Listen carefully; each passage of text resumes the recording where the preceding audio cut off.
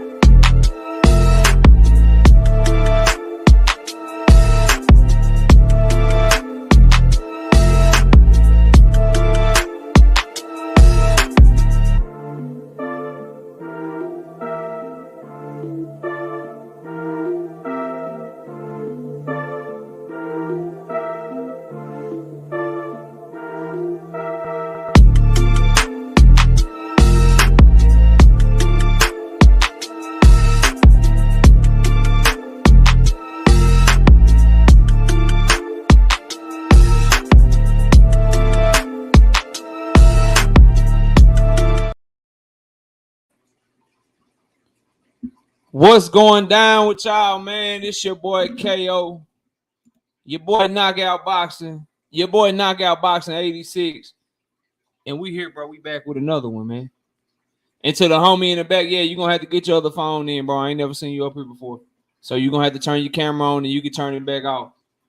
But I got to see that. I got to see you first, bro. So get your other phone, do whatever you got to do, and then you can come back, bro. But I got if I don't know you, I got to see you first, and then you can turn your camera off before I let you on. But we got to make sure we keep a strong security presence at the gate. You know what I'm talking about? Look, though, I'm in the mood for fades all night, bro. I'm in the mood for fades all night, so I'm just going to talk boxing. And if anybody wants smoke, the link will be pinned to the chat all goddamn night long, man. I ask that you donate to the channel. Drop super chats and super thanks. Show your support to the grind. To all my channel members, I shot 3 more predictions today. Today I did the Deontay Wilder, Zhang Zhang prediction. I did the Craig Richards, Willie Hutchinson prediction. And I did the Hamza Shiraz versus Amo Williams prediction. So they'll all be uploaded first thing tomorrow morning. Y'all be sure to check those out. Shout out to the homie David Tizane with the first super chat of the day. Let's not make it the last, people. He say salute KO GTD over everybody. Salute, bro. Let's see who we got in the building, then we're going to get straight to the cooking, man. We got all things in the building. What's up? We got OG Eric in St. Louis in the building. What's up, Eric?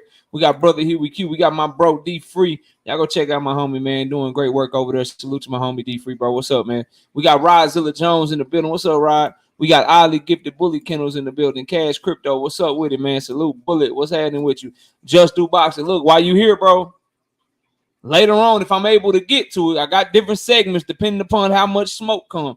But I got different segments. I'm gonna be shouting you out in one of the segments because I got the tweet from your live stream, that Tank Davis tweet that you had up there. I couldn't find it nowhere else, so I screenshotted it. I got it from you. I'll let everybody know I got it from you when I go over it. But just in case you and the missus and the kids is busy and shit later and you ain't got time to be here all night when I get to that, just wanted to let you know I will be shouting you out later, man. So salute to you, bro. Shout out to my homie Just Do. Savage Bo is in the building. What's good with you? Don't mess with Texas. Arena's in the building. Realistic Washington fan. What's happening with you? Big C in the building. Nuke is in the building. What's up with it, Nuke? Salute. DC Dre is in the building. What's happening with you? William Old School. What's up, man? Salute.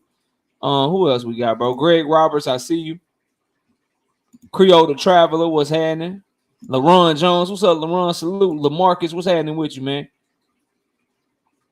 Raw Garcia is in the building. What's up, Raw? Oak Cliff Sensei, I see you. Savage Bo say, Black Hoodie, yeah. I want smoke tonight. We'll see if I get any. You know what I mean? We'll see if I get any, Savage Bo. But I won't smoke tonight, bro. I want smoke tonight. You know what I mean? Somebody made a comment over in my brother chat the other day that rubbed me the wrong way. Say, y'all only debate topics that he get to pick. Say, what? Me? I only debate topics that I get to pick. I say, cool. I'm gonna do a live stream on Wednesday, and I'm just gonna say I'll debate any content creator and anybody else with whatever they want to debate. Hit the link. What's up? So that's where we at tonight. That's the type of time we on, Savage Bo. You know what I mean? Mr. Boxing Fanatics, what's up, homie? Salute to you. Andrew Gray, what's going down? Salute. Kiro Black, what's up? Texas 16 Salad, what's up, homie? Delio, what's good with you? DeMonte, what's up, homie? Salute to my homie DeMonte in the building, bro.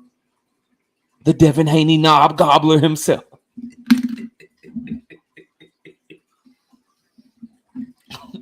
So bad for the homie DeMonte. Like, Devin got more money than you, nigga.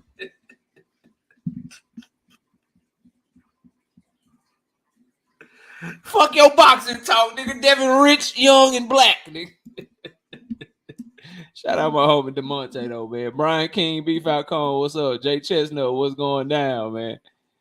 Yeah, Nuke, if you know, you know, man. Million Films, what's up, man? Salute to you. Big Block, what's happening with you? Gertz, what's up, homie? J-Do, what's going down, man? Tay Evans, what's up? Anthony Chulo, what's happening with you? Anthony Joseph, what's good with you? Shout out to Carmen Serene, 5-piece. No biscuit in the super chat. I got my popcorn ready. I'm here to watch. What's up? Who gonna hit the link? We'll see. We'll see. Jay Sanders, what's up? 2 hours of talking about how great Tank is. You're gonna be disappointed because we cover all the boxes over here. You can hit that link though. You can always hit that link though. Jay Sanders.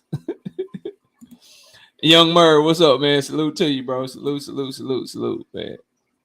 Ronnie, what's up, Ronnie? Ronnie is gonna block y'all if y'all come up here agreeing with me. He gonna make me kick you out and he gonna block y'all, bro. Shout out to Ronnie. KO, you got Blair Cobbs or AB next weekend. You got to join the channel as a member. Ball Out Mixtape. I can't disrespect Carmen Serene, LaRon Jones, Ronnie Bravo. I can't disrespect them, bro. They pay for me they pay for exclusive content every month, so I gotta respect that. You know what I mean? E Double, what's up, man? Salute. I gotta respect that, bro. Shamar Rashawn Shalom, what up, man? Salute to you. Key Alexander's in the building. What's up? We got Dragon Assassin. What's happening with you, bro? Salute to you. Cash Crypto, I see you sliding through the back door. All right, man. I'm straight to it, bro. The link is there. If anybody, but you got 114 people in the chat. Let's get a quick like check real quick before we get the show going, bro. Link is gonna be there all night. Dank Lubin, what's up, bro? KO, we need that KO versus ETB debate. I want to see the slaughter. Shout out to my homie Everything Boxing, but he know what's up. And he gonna say the same thing about me. But yeah, salute to Key, bro. Doing great work over there. Glad to see him live today. Damon Wester, what's up? 64. We got to get up over 100, man.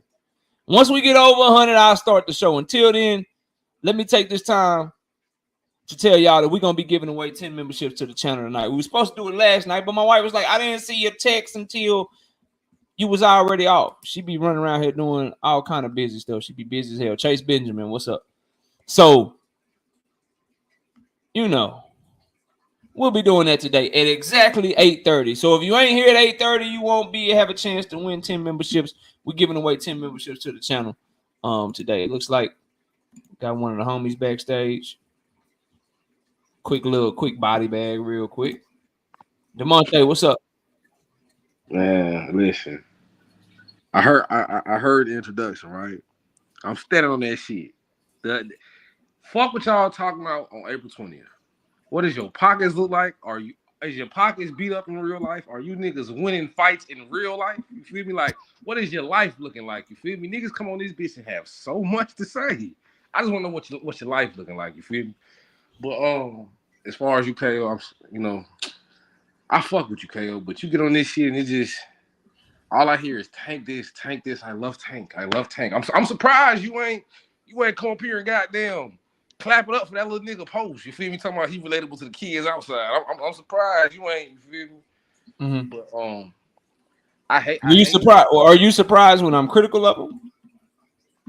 I ain't never shit. You rarely hear it. I can't remember. You got to tune in. You got to tune in. You got to tune in. You got to tune into the channel mode. But those deflection tactics, they real nice. But I'm on smoke tonight. What boxing talk smoke you got? Or you just know you just gonna bow out before you get body? What we doing? I ain't even gonna lie. I'm gonna get the fuck on if I get body. Yeah, that's what I thought. That's what I thought. That's a smart choice. Don't make yourself the first highlight, bro. Just enjoy the show, man. I'm a smart nigga. You feel me? I got you. I'm gone. Already, I'm hollering at you, man. Salute to the homie DeMonte, man. We got Kiro Black with the tent with the 2-piece in the super chat. He says, make it 20 memberships, KO. I got you. Hey, man, come on, man. I'm giving away 10, bro. I got 3 kids and a wife. Giving away 10 every month. I'll give away 20 over the next 2 months. And I might have to give away another 10 if I lose this bet to drink. If I lose this bet to drink, I might have to give away another 10. So I gotta wait to see what the fuck going on. Abdul Anwar, what's up, homie? The real baby J, what's up? All right, so let me know when we get to 100 likes. I'm ready to get it going, bro. I'm ready to get this shit going. Where we at with the likes, man? Cassandra, I see you in the building. My beautiful wife is here, Miss KO. What's up, baby? He said, oh no, I'm giving 10 too. Okay, bet. Bet then, Kiro. We giving away 20 at 8:30. I'm doing 10. Kiro doing 10. Miss KO gonna drop 10 memberships on y'all ass. Kiro gonna drop the other 10, man. Shout out to our sponsor, Kiro Black, man. Always supporting the channel. King Styles, what's up, homie? Adarius, what's up? Y'all hit that like button when y'all come in, ladies and gentlemen, please. I'm ready to get this shit. Chase Benjamin, what's up, homie? What's good with you? I'm ready to get this shit going. He said, I ain't gonna worry about it. I don't win shit, so I know the membership. Man, have faith, will you? Have faith, man. I wish we could pick that shit. I'd get that shit to you, Will. You a day one support. I wish they let you. That YouTube, if you hear me, y'all need to let motherfucker pick who they spend their money on. We at 90? I bet. Let me know when we get to 100. I'm ready to get going, bro. He said yesterday was a school night, but trust me, I've been hearing the buzz slander. Not going for it tonight. Hey, man, if I can get down there, he definitely on the docket. I mean, it's looking like Ronnie. I'm gonna get down there though, cause you know people ain't gonna hit that link. It might be me and you tonight. You might get body bag, bro. You never know. Todd Swindle, what's up? I might have to do you greasy tonight, bro, cause it might just be me and you. All right, we got 100, man. Let's get the show started. So one thing I gotta talk about, bro. I gotta preview this card, bro. I gotta preview this card. I ain't gonna give you the full breakdown and shit. I'm not picking the fight on here. That's for the channel members only. But we gotta talk about this Matchroom Queensberry card. We gotta talk about this match. We gotta talk about this Matchroom Queensberry card, bro. This 5 versus 5 shit. I got a serious fucking question, bro. And y'all in the chat, help a brother out real quick. Hold on, we got Barney Mori Riri coming through. 2-piece, no biscuit, no prisoners. On quest for boxing truth. KO real. Yeah, 100%. 100%. Dundrick, what's up? Truth, I see you. Smash the like button, fellas. Ray, what's happening with you, Ray? Blunt Sports, what up? I'm previewing this fucking card, bro. All right. I gotta talk about this card, bro. Gotta talk about this shit.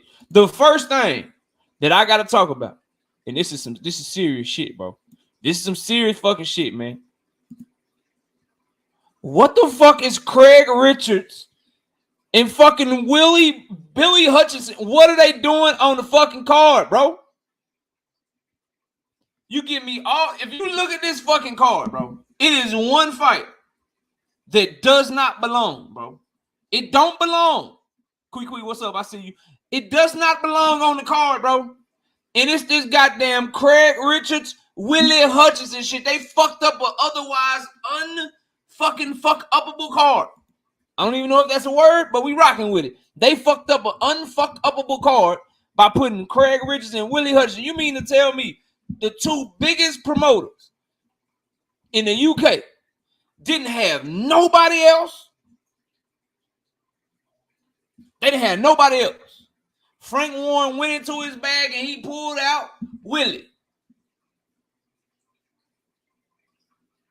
This is. So I ain't fucking with that fight. I hope that fight is the first fight.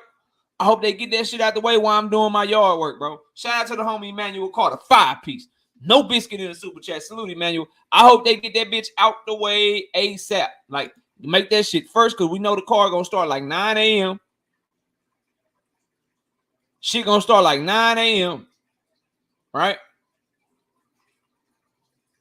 And then we're gonna get to the real fights. Damon say, so it's a 6 versus 6. No. The Bivol Beterbiev fight was supposed to be on this card. That's the 6th fight. But now it's the Bivol versus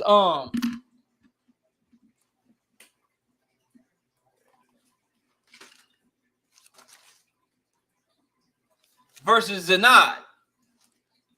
Malik Zanad.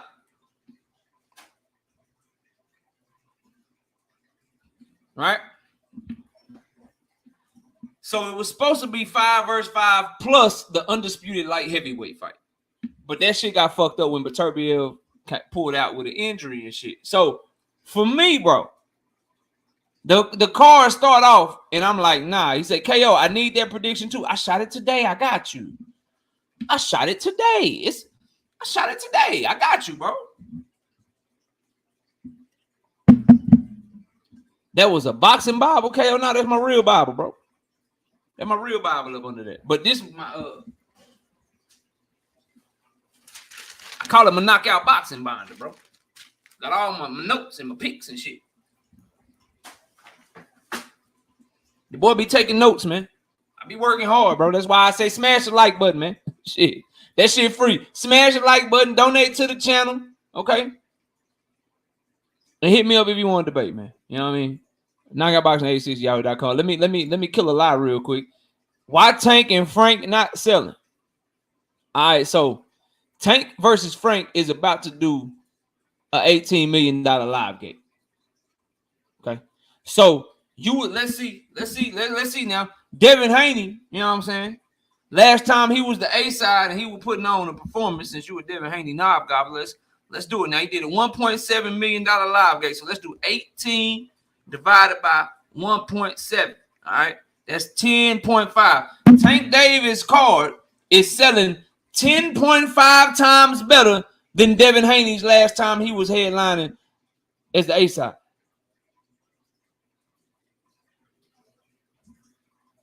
So if Tank Davis is not selling, what do you call Devin versus Regis?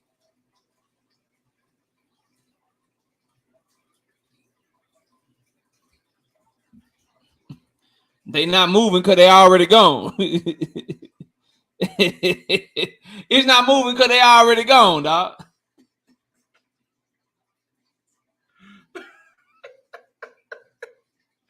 He's on track to do an $18 million live gate if they don't sell another ticket right now. But he ain't selling. Okay, bro. Dean, what's up, Dean? Okay, bro, do your thing. You can hit that link, though. We can debate it. We can debate it. We can debate that shit if you want to. Anyway, bro. So that fight, nah, whatever. Raymond Ford and Nick Ball, though. Raymond Ford and Nick Ball. I love that fucking fight. Raymond Ford looking like he's struggling to make weight. G5, what up, homie? Raymond Ford look like he's struggling to make weight, bro. I see sunshades already hiding his eyes and his sunken in face. He said his last fight was gonna be at his last fight was gonna be his last fight at 126, but seemed like that Saudi bag got him trying to make weight one more time. And Raymond Ford need to be 100% Raymond Ford, right? To deal with Nick Ball. I don't know how many of y'all don't know who Nick Ball is. I don't know how many of y'all, you know what I'm saying, have watched Nick Ball fight before. That motherfucker can fight. I think he got the short end of the stick against motherfucking Ray Vargas. And I think the pressure that he puts on you to fight, how aggressive and mean he is in the clinch, and how he can throw everything hard and how his gas tank is just fire. And you add to the fact that Raymond Ford, you go look at his Aaron Perez fight, you go look at his fight against Edward Vasquez, you look at his fight against Adebek. Aggressive fighters give him a problem. They give him a problem. So I just hope he make the weight clean, healthy. I hope he rehydrate back up and be 100% himself, because he's going to need to be. He's going to 100% need to be.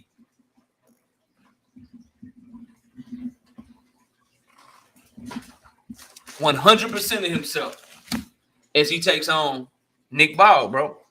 It just is what it is. It just is what it is. So I noticed that shit. It's Wednesday and he wearing the Devin Haney shades. He got on the Devin Haney's on Wednesday. He don't weigh in till Friday, bro. He doing interviews with the Devin Haney black hoodie shades on and shit. I don't believe in weight bullies, bro, but he definitely looking for an advantage, Joseph. I think you make weight and you get it popping, but I do think Raymond Ford is skipping a weight class or two to try to continue to make featherweight, bro. 100%, bro. He got on them goddamn Devin Haney's though right now, bro. And it ain't looking good. Face looking sunken in. You can see his fucking cheekbones and shit drawn in. And that probably has something to do with another thing to look out for in this fight. Mr. Mechanical, what up? Raymond Ford swell up and get cut relatively easy. Like, everybody remember how he nutted up, how he showed dog, how he showed hard against Adebek. But goddamn it, that boy had to pull that shit out the depths of defeat. And the stoppage was still kind of controversial, bro. So, we'll see how Raymond Ford look. But I'm telling y'all right now, bro, Nick Ball is not the motherfucker you want to go in that bitch like, I just don't have the energy and shit. I'm not 100% myself. The weight cut was tough than the motherfucker. Boy, that little fucking pit bull. That little fucking micro pit bull, that micro bully. That motherfucker gonna hop on your ass and he ain't gonna stop. And you know Nick Ball learned his lesson from starting too slow against Ray Vargas. He gonna be out the gate. He gonna be out the fucking gate at that motherfucker, man. So yeah, y'all, that one right there, bro. I'm looking at these fights. Real talk. I don't know. It's so many good ones, bro. But that one I'm excited about. That one I'm excited about, bro. I'm really excited about that. Damon Webster, he's more skilled than Pitbull, bro. His feet are more athletic. He got a better jab, and he's more elusive defensively, and he's a little bit better counterpuncher, and he's meaner in the clinch. He's more physically strong at his weight class than Pitbull is at his weight class, meaning like Pitbull be trying to get out of the clinches and shit. Be trying to like get his hands out and shit. No, Nick Ball throwing motherfuckers around, dog. Like he really uses you. Like if you an athlete, you understand this. Like our coaches always taught us, low man win. If you an athlete, you know what I'm talking about. Low man always win. That battle of leverage. When you talking wrestling, you talking football, you talking about anything with contact and shit. Low man win. And this motherfucking Nick Ball be throwing people around, bro. He be throwing motherfuckers around, dog. And Ray Ford, he cannot fucking afford to let this young man be in the clinch with him, throwing him the fuck around and being mean to him. And get what? He'll let the ref warn his ass. He'll let Nick Ball don't give a fuck. He'll make the ref tell him, look, bro, stop throwing this motherfucker on the ground. Nick Ball don't give a fuck. He don't give no fuck. Hey man, look, stop hitting this. You hitting him in the back of the head, Nick. He don't give a fuck. He don't care. Motherfucker mean too. And hungry. Ray Ford got his hands full, bro. But that one right there, that's one of them ones, bro. Let's go to another one. As I talk about this fight on this Queensberry card, I just got one. Toby says, yeah, Nick Ball is dirty. Listen, man, you in a fight for your life, literally, Toby. You make the ref do his fucking job. Sorry. And it's the other fighter's job to make him stop. This Amo Williams and him and Shiraz fight, bro. Again, I'm just previewing this shit for y'all. You want the pick?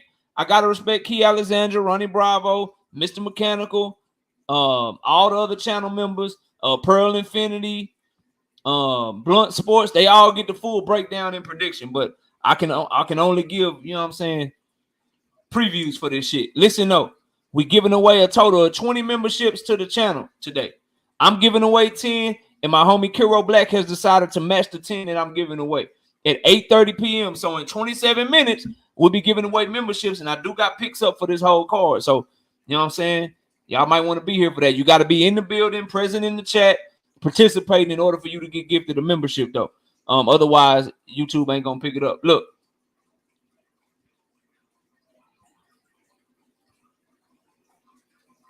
Austin Williams and him's a Shiraz, bro. This fucking fight.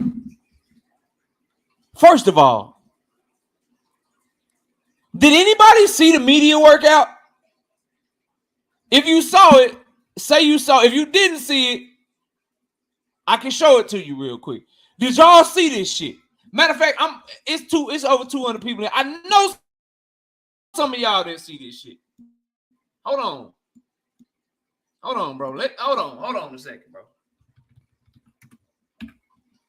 Hold on a second, bro. Hold the fuck on. Like, I'm like, yo, the fuck is going on, bro? Hold on a second. Let me find this shit. Let me find this bullshit right here, bro. This nigga got Cassandra, Knight Rider. This nigga got on a Tony the Tiger outfit. Adarius. Tony the fucking Tiger. He has a fucking tail, bro. Don't worry about it. Don't worry about it. Y'all think I'm lying. Y'all think KO be lying. He's done. Listen. Just listen. Just hold on a second. Let me get y'all right, bro. Let me help y'all out a little bit, bro.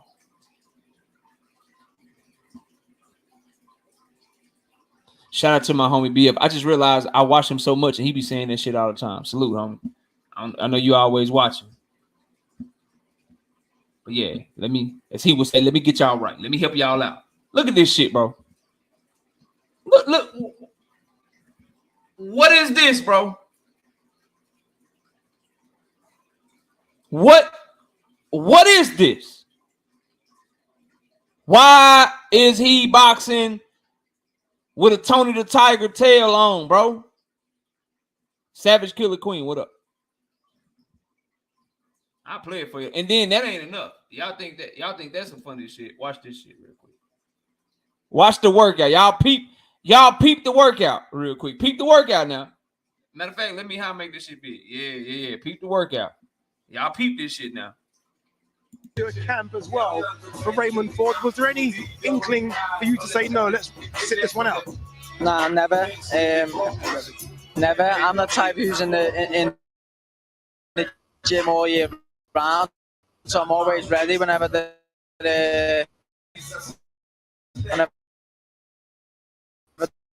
phone rings.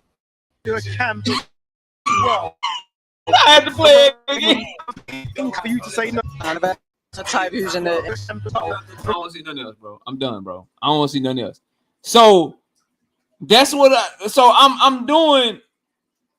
I'm studying for my breakdown of my prediction, and I see this shit. And I have to start it over and shoot that bitch again, bro. But this is a battle of, can your athleticism get you through? Because if you just say, yo, who the better athlete? Amo is the better athlete. Amo is the better athlete. But has he honed his craft enough? Is he skilled enough? Is he serious enough about the sport that he's put in the proper work in order to deal with somebody like Hims or Shiraz, who's been boxing way longer than him, who has a stiff, nasty fucking jab, who's powerful, and who has a no-nonsense approach to the way, that he goes about his business, bro. Amo Williams is taking time off from the sport for mental health issues. He's changed trainers. I think it was a huge mistake when he left Kevin Cunningham, in my personal opinion, but he's really the better athlete. So will the athlete just be too athletic for the guy that's kind of athletic, but Hamza Shiraz is really big, 6'3", tall as fuck for middleweight? long, rangy, wiry power. So this one right here, I'm really intrigued. This is a WBA title eliminator at middleweight. So the winner of this fight becomes a mandatory for Erislandy Lara. Hell of a boxer, Lara, but wrong side of 40 damn near. A lot of wear and tear, not nearly the mover and boxer that he was from an athletic standpoint, can still sit down, set some shit up, and get you the fuck up out of there. But the winner of this fight is one step closer to a title shot opportunity. So I'm excited about that one too. The next one, Dimitri Bivol versus Malik Zanad, is a fucking letdown. We all know it's a letdown. We've been waiting on Dimitri Bivol and fucking Artur Beterbiev for 100 years, bro. They get the fight signed, they get the shit done, they in training camp, and Beterbiev pull out with an injury. Now, Beterbiev, something, and I love Artur Beterbiev. Y'all know I do. Brandon House, what up? But it's something with Beterbiev to where the motherfucker, he get hurt so much. But for somebody that get hurt all the time, he be looking indestructible in the ring. It's kind of weird, bro. You hear about these injuries and shit. You hear about him always pulling out of fights. He got this injury. He got that injury. He pulled out of a fight and shit. But then when you see the motherfucker fight, he look like Wolverine. Motherfucker look like an X-Men. All he missing is the suit. So we'll see. The fight's supposed to happen later on in the year. But Dimitri Bivol, Malik Zanad, all I ask is Zanad, don't fuck up the bag. Like, Bivol, handle your fucking business so we can get the fight that we all really want later on in the year. Don't just say it's called HGHKO. Say, damn, he cheating. Fuck. Cell replacement, they say, damn. Shitty old, says Box Out. Motherfucker don't fight it, though. He can get injured just in time to cycle off them juices. Damn. Damn, how y'all feel about Beterbiev? Come on now.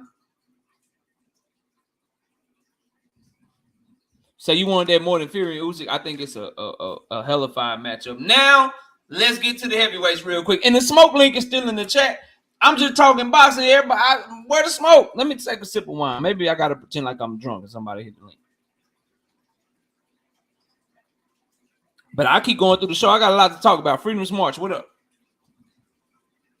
She said, I got my own material. Yeah, he had some atypical shit. They were like, yo, his shit atypical, but he not really dirty. They were like, the shit that he got, it produced naturally in the body, but this motherfucker got more than any human we ever seen. What was it, testosterone, or was it actually HGA? What was it, bro? Y'all gonna make me look this shit up. Do y'all remember? But yeah, I know what you talking about, Key. The motherfucker had some atypical shit. They were like, yo, we can't say this motherfucker dirty, but this shit is occurring in his system more than any man in the history of mankind. This motherfucker got more testosterone than the cavemen had out this bitch. Real talk, bro. HGH, yeah, more HGH than anybody, bro, that's ever existed. The fuck? Shout out Freedom's March, $3.99 with the super sticker, man. Shout out my homie, bro. I appreciate you, dog. Yeah, dog, that shit wild. That shit wild, bro. Real talk. You say you think it was natural? I don't know, Mastermind. Well, I ain't gonna put no jacket on no motherfucker. Ain't never pop dirty, bro. But all I know is that motherfucker. They said, listen, this shit is bad. What they did say was, look, we can't fail this motherfucker. Right, but this shit not normal. This shit not normal. Why hit the link when they can be safe in their own platform making a reaction video? That's such a fact, bro. Damn, that's such a fact, bro. Read this shit. Why hit the link when they can be safe in their own platform making a reaction video with 10 people listening? So much safer, bro. Facts, dog.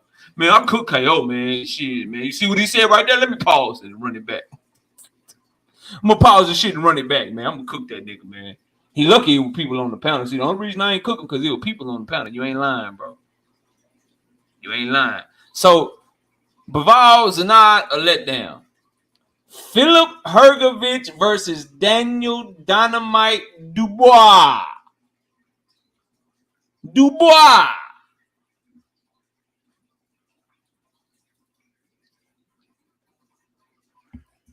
I love this fight. I love this fight. Daniel Dubois tried to show a little heart against Jarrell Big Baby Miller. He did. We gonna see what's up with Philip Hergovich, though. This one right here. First of all, I ain't got this bitch going the distance at all. Like, at all. The heavyweight fights on this card, I do not see going the distance.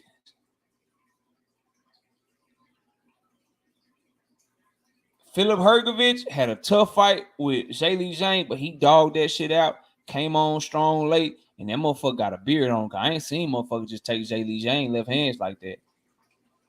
Dubois been made to quit 2 times, though, Damon. I see you, Damon. He been made to quit 2 times. And you go look at his stoppages, bro. That boy got 19 stoppages, 18 of them within the first 6 rounds. Gas tank issues, and he fade late in fights. He can't fade against a motherfucker like Philip Hergovich. I think Daniel Dubois got to jump on that motherfucker early, get him hurt, get his confidence, and try to go from there. Because the longer the fight go, if this shit is competitive early and Hergovich is hitting him early, watch him make Dubois quit the back half of that fight. But if Dubois can catch this motherfucker, he can put his lights out. If he can hurt him, he can put his lights out. His name Dynamite for a reason. He got some pop. It's just fighters like Hergovich, they know you can go there. They're going to try to take you there. So we'll see what can happen, bro. But I'm excited for this fight. I tell you this, I don't have it going the distance at all. Then the last one I got to talk about, man, Deontay the Bronze Bomber Wilder, bro, versus Zhilei Zhang. Can Wilder detonate that right hand, bro? Can he detonate that right hand, and can he knock out somebody as big as Zhilei Zhang, bro? Can he detonate that shit? Is he still hungry? Is he gonna come to be the Wilder of old, trying to step on shit? Or is he done? Is he done having that dog in him? Is he done having that bite down in him?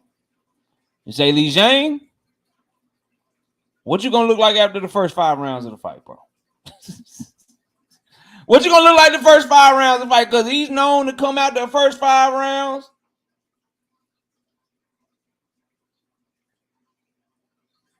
and look like a fucking world beater, but that boy get tired and gassed quick. Fight Game say I'm riding with Dubois. Do your thing, homie. I don't know who I'm riding with. The channel members do, though. And you can go know, too. That video is up for you, Fight Game. Just don't put my pick in the chat. That's all I ask. So I'm intrigued. Listen, I put it to you like this. What they say, we play one-on-one, loser jump off the roof. They going one-on-one. Loser got to retire, bro, in my opinion. Y'all agree or disagree with that, bro? I think the loser of this fight need to retire, bro. Because the loser of this fight start getting fights against young, hungry, heavy hitters, bro. They ain't getting no, like, the winner of this fight can still work his way back to a Joshua, back to a Fury, back to a motherfucking Usyk or some shit. The loser of this shit got to retire. Cassandra say, no. Yeah, they do. They can be a journeyman. But do you want to go from potentially fighting for world titles to just being a fucking gatekeeper, bro? I feel like the loser got to jump. Straight up. I feel like the loser got to jump. You got to go. Sports, as I say, you got Wilder getting knocked out. We'll see. This is another one. That I like the heavyweight fights, bro. If either of these heavyweight fights go to this distance, bro, I'm gonna be highly surprised and highly shocked. They 38. You gotta remember, one's 38, one's 41, y'all. How much longer y'all want these motherfuckers to fight to be a journeyman? Motherfucker lose, and then so let's play this out, right? Zhilei Zhang lose. Zhilei Zhang lose. Get his ass whooped. Get his ass stopped. Knocked out badly. 42 years old. If you Zhilei Zhang family or his country, you really want him to get the phone call and be like, yeah, bro, we got motherfucking Jalala for your ass, bro. This Top Rank. They dropped you this top rank, bro. We got Jala Live for you, my nigga. Or Deontay Wilder to lose and get KO'd and shit. You really want Bob Arum picking up the phone like, yeah, bro, we got this gold medalist, 29 years old, 6'9", 89-inch arm reach. He knocked out Richard Torres in the motherfucking Olympics and shit.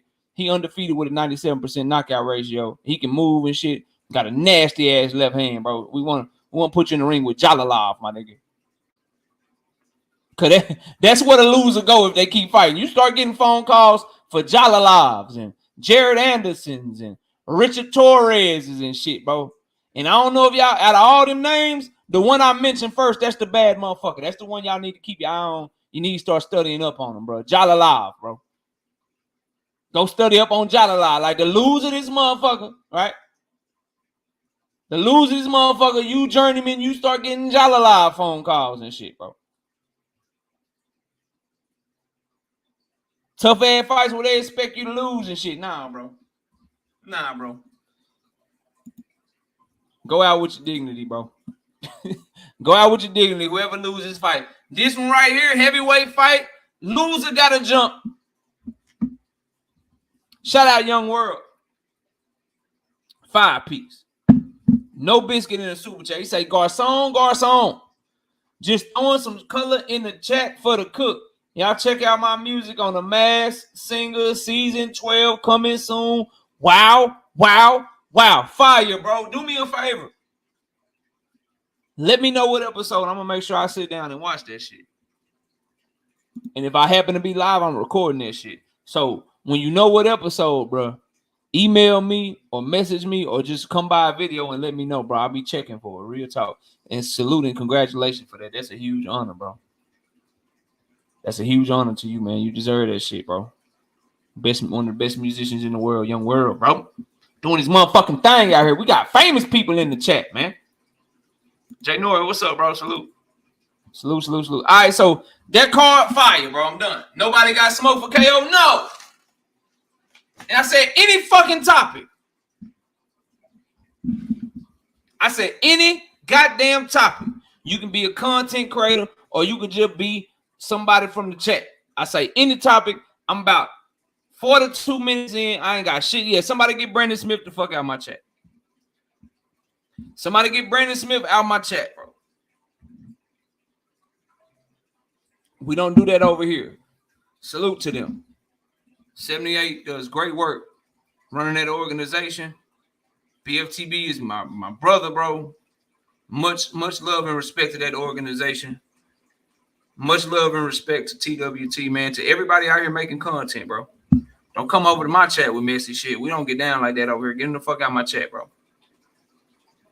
We don't do that shit over here. Real talk. We do not do that shit over here, bro. And make sure y'all got ready to say, yeah, send his ass to the shadow realm. Now, don't time his ass out. Hide his ass. Block his motherfucking ass. Make him make another account, bro. Yeah. Hide that motherfucker. What up, Zoomverse? Salute. What's up, Mastermind? Hey, man, I had to challenge you, man. You said you gonna let everybody on. I disagree with the 18% rehydration new rule. I don't understand because based on the data you was giving us yesterday, you was telling us that you got on both ends it could be good and bad for them. So I think that's what even it out. So what do you disagree with that I said, bro? No, I don't think you said that.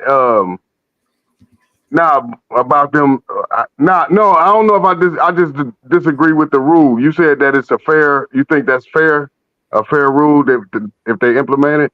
Do you agree with them? Not the 18%. I think the way that the IBF does shit is right. I think they should have a next day weigh in to make sure dudes ain't blowing up 25, 30 pounds the night of the fight. Yeah, I think that's cool, but it need to be by the sanctioning bodies. I don't think fighters should be able to do it. I think what the IBF does is good. I think the WBA adopting it is good, and I think the WBC and WBO should do the same. So you saying that a person getting that kind of weight advantage, you feel that's just too much of a disadvantage for the smaller guy? I just think I don't know because sometimes it can be a disadvantage to the bigger guy. I just know it's not safe. It can happen Oh, either way. Like the bigger guy could go in that bitch and he could have a huge motherfucking advantage, like Arturo Gotti and Gamache, right? right, And he can just right. fuck up the smaller guy. But then the bigger guy could be trying to do the shit and have a horrible fucking weight cut, and then it can look like Oscar Valdez and Miguel Berchelt. You're So right. You're right. I think the shit need to be regulated just for the safety of whoever, because you never know. It's a case by case basis, bro. And I think Castillo knocked out Corrales like that, and they had 3 fights. The final fight, I think it was due to something like that. He rehydrated to 20 pounds. So you saying for the safety of the fighters is better. That's why they voting to pass these laws.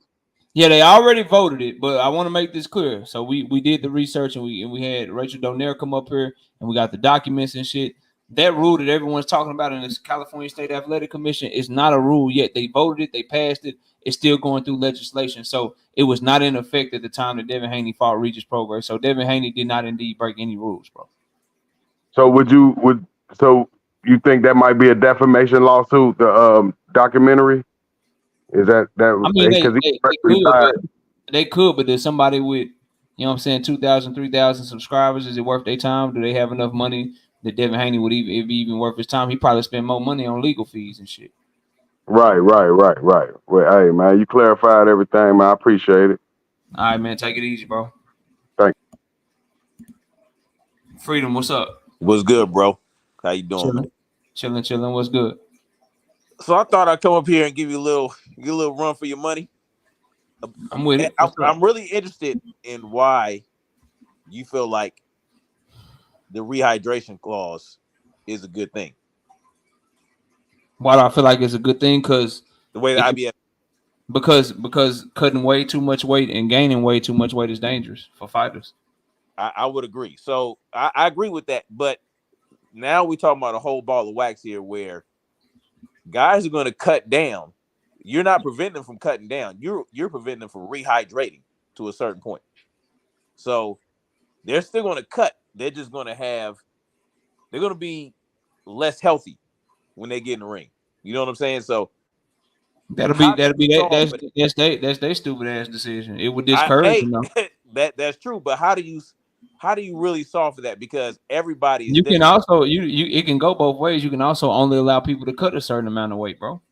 Like they can put a rule in there to where you can only cut, because there have been rules in there before where, like, look, we got a weight check. If we get to a certain point, then you ain't cut this much weight yet, then we calling out the fight. The WBC and other sanctioned bodies do it all the time, where they have a weigh in like a week before the fight or 2 weeks before the fight, and if the fighter don't make that weight, that certain weight threshold, they call the fight off. It happened with what's that dude from the Philippines, bro? Damn, it just happened too. I think it was John Riel Casimiro. I think his name is, bro. That shit just happened with him. Right. They do that shit all the time. So you can make it to where, like, look, bro, if you weigh 165, dog, we're not letting you cut more but the super welterweight. How do you monitor that? How do you make sure that weight checks? You check their weight when they start camp. All right, so now you're talking about when they start camp. So yeah. Do you that's have gonna make fighters stay in shape year round, and then when you sign the fight, we check your weight to see where you at, and then we gonna check your weight throughout to make sure that everything's on the up and up for both parties. That's very easy to do, because guys walk around a lot heavier than they campaign at, but with those rules, they won't be able to, though, Freedom. That's going to screw up a lot of stuff, right? It's going to screw up the rankings. No, it's not. It's gonna make people fight. If you a middleweight, you probably gonna really be fighting at middleweight. If you walk around 165, you probably really gonna have to fight at 154. So if you walk around at 170, you're gonna probably really have to make middleweight. If you walk around 180, you're gonna really have to make super middleweight. It's just gonna make you have to fight closer to your weight class. That's all, bro. I agree with that part, but what do you do with the rankings? What do you mean? Because let's say you implement that, right? You got to fight closer to your weight, your walking around weight. That's going to change a lot of fighters where they're going to campaign at. You just rank them. You rank them accordingly. They'll take care of themselves once the fight start getting made. Belts will start getting dropped. or people will start being more disciplined, or people will start moving to certain weight classes, and then based on the fights that they take and the fights that get made and the fights that you win, they'll adjust the rankings that way. When people leave rankings and move up and down weight classes every time, all the time. It's not hard to do. I don't know, man. It sounds easy the way you're saying it, but I feel like there's going to be a little bit of chaos. There's going to be a little bit of vacuum there. There's going to be a lot of vacuum. I mean, if Devin Haney right now, like, damn, okay, y'all did these new rules. I walk around 165, so now I got to fight at super welterweight. I'm dropping my WBC belt. Okay, now somebody replace it. Man, and then Devin Haney's going to have to fight at what, 154, 160, right? Is that what he can maintain his weight in a more and maybe he can walk maybe fully in shape if he's maintaining his weight and watching what he eat. Maybe he walks around at 155 and he can make 147. I don't know. That's up to him to decide. But something needs to be done so that the weight is regulated by the sanctioning bodies. Long story short, whatever that answer is, and then I got somebody behind you, bro. Whatever that answer is, to me, it needs to be in the hands of the people that get fucking percentages off of these fighters. All of them take 3%. So come up with a fucking solution that's for the better of the sport. I agree. All of y'all taking 3% for all your main fights. You're making these fighters pay. You're making these promoters pay and shit. Okay, protect the integrity of the sport. Figure some shit out so we don't have to have these questions as fight fans. For sure. Yeah, that's it. But let me get to the next, bro. I'll catch you later. I got you. Wayne, what up? What's up? Hey, I think I overheard you maybe a week ago, or maybe a couple weeks ago. I think I overheard you say that you don't think Frank Martin ducked Shakur Stevenson because he's fighting Tank. Did you say that? I don't call him a duck. Okay. No. But at first you called him when it first happened, you called it a duck because I remember. Mm-hmm. Yeah, with the situation first happened, everybody was calling him a duck, right? Did you remember what I also said though? What? I called him a duck, and I said the only way that this shit is not a duck is if he fighting Tank Davis instead. That was the full quote. Okay, now this is what I want to say. Okay, so he went in negotiation with Shakur Stevenson. That was about 5 or 6 months ago, at least 5 or 6 months ago. Okay, so when people say he all of a sudden he didn't duck because he's fighting Tank, no, he could have still fought Shakur Stevenson because the time that he could have fought Shakur Stevenson was enough time for him to still fight Gervonta Tank Davis now. So it was a lot of time in that gap time to where he got to fight with Tank. So my question to you is, why all of a sudden he's not a Doug now in the time so far, the gap to him getting the Tank fight? I see if he got the Tank fight like about a month or maybe a month and a half. Okay, maybe even 2 months after that. No, he got the Tank fight 5, 6 months later. He is still a duck. When did he get the Tank fight? He got the Tank fight maybe about a month ago? Maybe about a month ago, somewhere up in there, about a month and a half. It got announced a month ago or a month and a half ago. It got announced the week of Devin Haney. The week of Devin Haney. So about a month ago it got announced. But check this out. But when did it get done? When did the paperwork and everything get finalized? They already have fights done. I mean, I'm pretty sure they talk before they give it to us. They talk before they give it to us. So when was the fight done? When was it finalized? Yeah, when was it finalized? When was it done? When did they have the fight done? They had to have it done probably about. The answer you're looking for is they probably had it done maybe. No. I don't know exactly the date. And neither. But what I'm gonna say is this. Hold on. I'm going. No. Neither do you. Okay. You don't know. Hold on. Let me say this, then I'll give it back to you. But I'm addressing your points one by one. Your overall point was that it was so much of a time in between the Shakur and Frank shit and Tank and Frank shit. But what I'm telling you is you don't know when Tank and Frank was done. Just like I don't know when Tank and Frank is done. Right? That's fine. Neither one of us know. So that fight could have been done 2 days before they announced it. That fight could have been done 4 months before they announced it. And they just waited. Come on, man. You don't look. You can't give them that. You got to understand. They just got the Prime deal. They just got the Prime deal. They were trying to work out their schedule with them. So we don't know when Frank and Tank was done, bro. We have no clue. All we know is that Frank is fighting Tank, and he didn't take a fight in between. And he's getting the same title shot opportunity that he would get against Shakur Stevenson, but he's getting paid way more money. He's going to be on pay-per-view instead of free TV. And by many, he's fighting a better fighter. You can't all that. Those things. All that can be true. All that can be true. Yeah. All that can be true. But my thing is this. He pulled out of the Shakur Stevenson fight, not for the Tank Davis fight, though. He didn't. No, he pulled out because he wanted more money. He wanted more money. We all know that. And he got it fighting Tank. No, stop. No. He got the more money fighting Tank. No, you're a more smarter man than that. I hear you talk all the time. He got more money. You are much smarter than that. You know, if Shakur Stevenson would have gave him that extra $500,000, he would have been fighting Shakur Stevenson. We all know that. If Tank Davis beats Frank Martin, and he says, Shakur, you next, and they make a fight, and Shakur's like, I don't want to fuck this Tank fight up, and he pulled out of his fight with Artem to fight Tank. Did he duck Artem? Did he duck Artem? Yes. Two things to be true. Yes, he ducked him. He ducked him to go fight. Hold on. Stop. Hold on. We got a different definition. Hold on. I get it. I get what you're saying. I get exactly what you're saying. But one thing don't justify the means. No, man, you can't. No, you still ducked that man. You still ducked. I don't care for what other reason you did it for. You still ducked. So are you prepared? Hold on. Stop. No, stop. Don't do that. Terrence Crawford a duck if he gets the Canelo fight.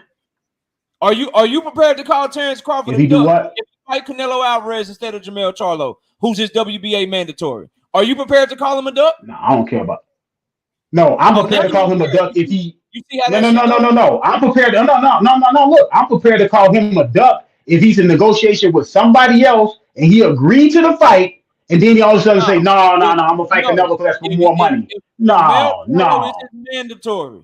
And Jermell Charlo already exercised his mandatory. And the winner of this Madrimov Crawford fight has to fight him next, is what the WBA is saying. Are you prepared to call Then he ducked Jermell Charlo. Then he ducked him. You can duck a person for a greater opportunity, but you still duck the man. That's all I'm saying. How is it a duck, bro? That's a duck. No, stop. No. You can't duck. Knockout. You more knockout. That you can duck to fight Tank Davis. Knockout. What did Frank Martin say? Knockout. What did Frank Martin say in that interview? He said, all I wanted was Shakur to give me a little bit more, and then we would have fought, right? Am I right? He said, I wanted a little bit more, just a little bit more. Did he or did he not say that? It's on tape. Okay, so if Shakur Stevenson agreed to give him a little bit more, he's fighting Shakur Stevenson, man. Come on, man. He ducked the man. Did Shakur agree? No, because he ducked the man because Shakur. Hold on, his representatives. Frank Martin. So did Shakur duck him by not agreeing to give him more money? No, come on, man. No, because hold on, Frank Martin. Hold on. Frank Martin representatives agreed to the terms the original terms, and then Frank Martin came around and said, "No, hold on. I want more money." He wanted to negotiate. Okay, because he felt like they were lowballing him. Come on, man. Real quick, shout out to my wife, Miss KO. We just gifted y'all 10 memberships to the channel, man. Salute to all the new members. Hope y'all enjoy the membership. Go ahead. No, what I'm saying is this. It's cool that you want a different opportunity because, like you said, it's prize fighting. You want better more opportunity. Money. That's fine. A better. No. Him fighting Gervonta Tank Davis is 10 times more better opportunity. I'm not disagree with you on that at all. 10 times more better opportunity. But hold on. Let me finish. Let me finish. You gotta let me finish. He still had time to fight Shakur Stevenson and still had time to fight Gervonta Tank Davis later. Why would you risk that? Why, if you get it, hold on. If you why is it a risk? Why is it a risk? Why does it risk? Because he said he could beat Shakur Stevenson. You could lose the fight. You could get hurt. Tank could decide because Tank not gonna wait on you. Tank can decide to fight somebody else instead of you. Then what? He said he was gonna beat Shakur Stevenson though. He said it out his mouth, I'm gonna beat Shakur Stevenson. That's what he said. So why is it a risk if you think you're gonna win? It doesn't matter what he said. If you It have does matter. if you have Tank Davis on the table and you got Shakur on the table, nigga, you take the Tank fight, bro. That's fine. That's fine. That's fine. Right now, yo guy at 154 pounds, bro. If you can fight Bakram Murtazaliev or you can fight Terrence Crawford, you take Terrence Crawford because it's the bigger opportunity and more money, bro. This is not rocket science. It's no shade on Shakur. Frank Martin turned down an opportunity to fight on free TV on a fucking Thursday night with only he still one ducked the man. He still ducked the man. He got to fight in the biggest fight in the division. He still ducked the man. Front, and he getting back end money. And hold on. And the fighter he's fighting is better than Shakur to a lot. That doesn't justify him ducking though, because he's fighting a better opponent. That doesn't. No, he still ducked the man. Hold on. Hold on. Let me say one thing. How can you duck somebody? Let me say one thing. If you have a mandatory, and you don't fight your mandatory, are you? No, if you fight, you cannot duck a mandatory to fight fucking Canelo Alvarez, bro. What are we talking about, bro? You cannot duck if Terrence Crawford has a Canelo Alvarez opportunity, he would be a fucking fool not to take it. And no one would call him a duck. The only way you would call that man a duck is if you were just a stone cold fucking hater, bro. Shakur Stevenson would have turned down Frank Martin if he got the Tank fight, bro.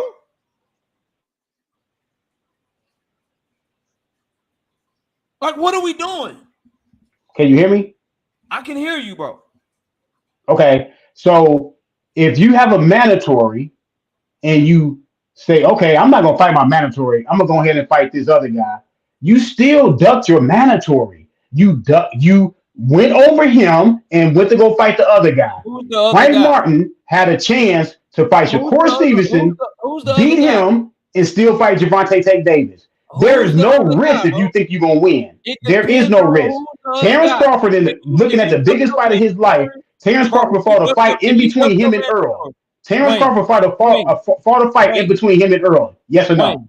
Wayne, if you duck your mandatory, so he did. So Frank Martin could have fought Shakur Stevenson. He ducked that man. I don't care if it was for a better opponent. He ducked the man and then fought a better opponent 6 months later. I know you hear me, bro. I know you. Come on, man, knockout. I know you hear me. Can y'all hear me in the chat? Can y'all hear me? You way smarter than that, man. Can y'all hear me in the chat? Can y'all hear me? It's cool though. But he ducked the man. It's cool. He got more money. He got a better stage. He's on pay-per-view. That's fine. That's a great opportunity for him. But he still ducked Shakur Stevenson. Bro, stop talking over me, bro. I know you hear me. Stop talking over me, bro. Please.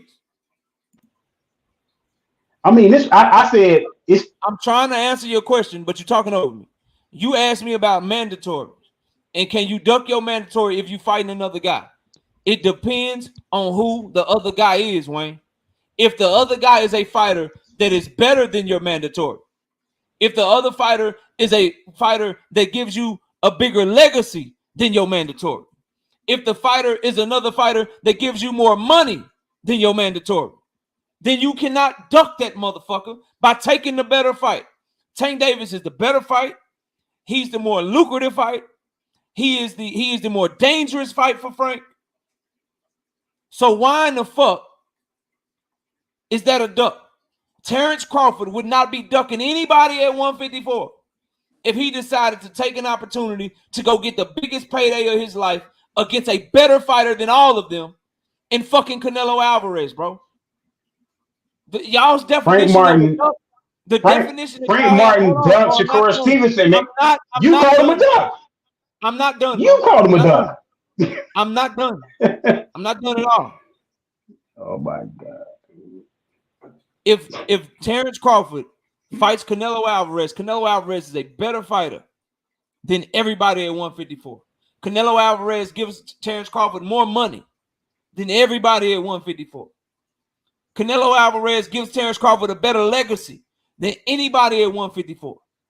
That's what Tank Davis is down at 135. He meets all those criteria. So I don't give a fuck what Shakur got going on.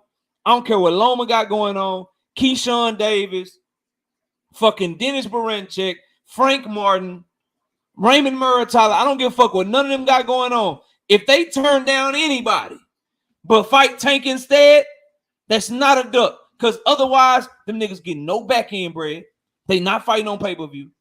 They not getting the money that they getting. They not getting the notoriety that they getting. He is the biggest opportunity in that weight class. How are you ducking somebody by taking the biggest opportunity, bro? That shit don't make sense to me now. Let me catch these super chats. Then I'll let you respond, bro. Shout out to my wife dropping the 10 memberships. I got Big Dog Willie gifting 5 memberships. I got my wife gifting 5 more. Salute to y'all and all the new channel members. I got Big Dog Willie with the 2-piece in the super chat. KO taking up for Frank the Duck Martin. Shout out to my homie Big Dog Willie. We got Kiro Black with 10 gifted memberships to the chat. Appreciate you, Kiro. Matching as you said you would. Salute to you. Shout out to Mr. Finesse with the 5-piece in the super chat. Jermell Charlo did not duck Tim Tszyu by fighting Canelo. Facts. That's all I'm saying, bro. If the opportunity is bigger and better and the fighter's more dangerous, I'll never call that a duck, bro. I think duck is used way too fucking loosely, bro. We got Nerdy Boy Boxing with the 2-piece in the super chat. By his logic, Haney duck Sandor Martin for Ryan. Again, not a duck to me, but yes, my homie Wayne is talking about, he would say Haney duck Sandor Martin to fight Ryan Garcia. I can't go there, bro. Like, whatever. Ryan Garcia is a more dangerous fighter than Sandor Martin. He's a better fighter. He's more lucrative. It means more to Devin Haney's career than a title defense against Sandor Martin. That's just my personal opinion. We got SP Field with the 5-piece in the super chat. Rehydration mandates will make better fights. I agree. The fighters that are big for the weight class would inevitably move up, making fights even. I agree with everything you just typed, homeboy. All right, Wayne, floor is yours, bro. Go ahead. Okay, this is my last point. I don't mind him fighting another fighter if he gonna go past Shakur Stevenson, but you cannot announce the fight 5-6 months later. You have to announce the fight. The fight has to be announced within a nice time of you saying, okay, I'm not gonna fight you because I want to fight Gervonta Tate Davis because it's more money. I'm gonna pay a review. He give me more of a legacy, and people think he's a better fighter. If I beat him, I get way more credit. That's fine, and that's all good. And I'm all good for the fighters that have a better opportunity and more money. But you cannot announce that fight 6 months later. Let's get the announcement. Let's see that's the guy that you said you was gonna fight. Okay, let's get that announcement. Let's get a month. Okay, I'll give you 2 months. No, it was 5 months down the road before we knew that he was gonna fight Gervonta Tank Davis. It was 5 months down the road before the public knew, before we knew. So we only can go off of what we know because we can't see the paperwork. So we only can go off of what we found out. We didn't find out until 5 months later. There has to be a duration of time. You can't just say, okay, I'm not gonna fight you, Shakur Stevenson, but 6 months later, okay, I'm fighting Gervonta Tate Davis, y'all. Oh, what? 6 months later? Usually when that stuff happens, people announce that other fight kind of right away. When Jermell Charlo, okay, go ahead. I'm just saying one thing. When Jermell Charlo said he was going to fight Tim Tszyu, we knew right away about the Canelo fight. We knew right away about the Canelo fight. Mm-hmm. Now I'm just saying we knew right away that he was going to fight Canelo. He didn't wait 5-6 months down the road to say, okay, yeah, I'm fighting Canelo. No, we knew right away. That's my only thing about is the time in between. It was too much of a gap for me. I'm not mad at you with that, but this is what I would ask you to consider, bro. This is what you need to consider. Number one, Frank Martin can't announce the shit to you, bro. He the B-level, B-side fighter. That shit get announced on PBC in Tank Davis' turn. Like, he can't just tell you what's going on behind the scenes. For all you know, since we don't know, there's a hush order. So all we can go off of, Wayne, is what he does instead of. So I would be 100% on board with you, and I've said this multiple times, bro, if he took another fight, because we don't know when the fight is done. We don't know if he got that phone call from Tank and them saying, yeah, bro, we chose you. Because if we tying all this together, Kenny Ellis said they put 3 names in front of Tank Davis. They put Rayo in front of Tank. They put Pitbull in front of Tank. and they put Frank in front of Tank. And he said Tank chose who he chose, Frank Martin. So we don't know when though. They could have put him in front of Tank last year. And Tank said, yeah, I got Frank. I want him. We just don't know. So since we don't know, all we can go off of is what we see. And what we see is that Frank Martin did not choose to fight Shakur Stevenson for his WBC title on free TV on a Thursday night. And instead, he's fighting Tank Davis. He didn't take a fight in between. He didn't take a tune-up. He's fighting Gervonta Tank Davis for a WBA title that holds just as much weight as the WBC, and it's for more money, and it's a bigger fight, and it's against a more dangerous opponent. The Canelo point that you gave is different because Tim Tszyu, Canelo Alvarez, and Jermell Charlo all on the same all in the same boat. And when Charlo pulled out of the Tim Tszyu fight, that was January. He didn't fight Canelo till September. That was 9 months. Frank Martin was supposed to fight Shakur in motherfucking November. December. Well, Charlo got hurt too. You know, Charlo got hurt too. April, May, June. That's only 7 months. And at the time, Charlo got hurt. They should have announced this shit. You got PBC in a new deal with Prime Video. You don't know their schedule yet. So Frank probably wasn't under the ability to announce that shit because that's not going to be his time frame. All I'm telling you, bro, my criteria, you can have your own, do your own thing. You a very smart brother. But my criteria for a duck, if I see you fighting somebody better and you getting more money to fight them, bro, I'm not calling you a duck. Just like your guy. You a huge Terrence Crawford fan. I don't give a fuck if it's Jermell Charlo. I don't give a fuck if it's Earl Spence. I don't give a fuck if it's Sebastian Fundora, Tim Tszyu, Erickson Lubin. I do not give a fuck who it is.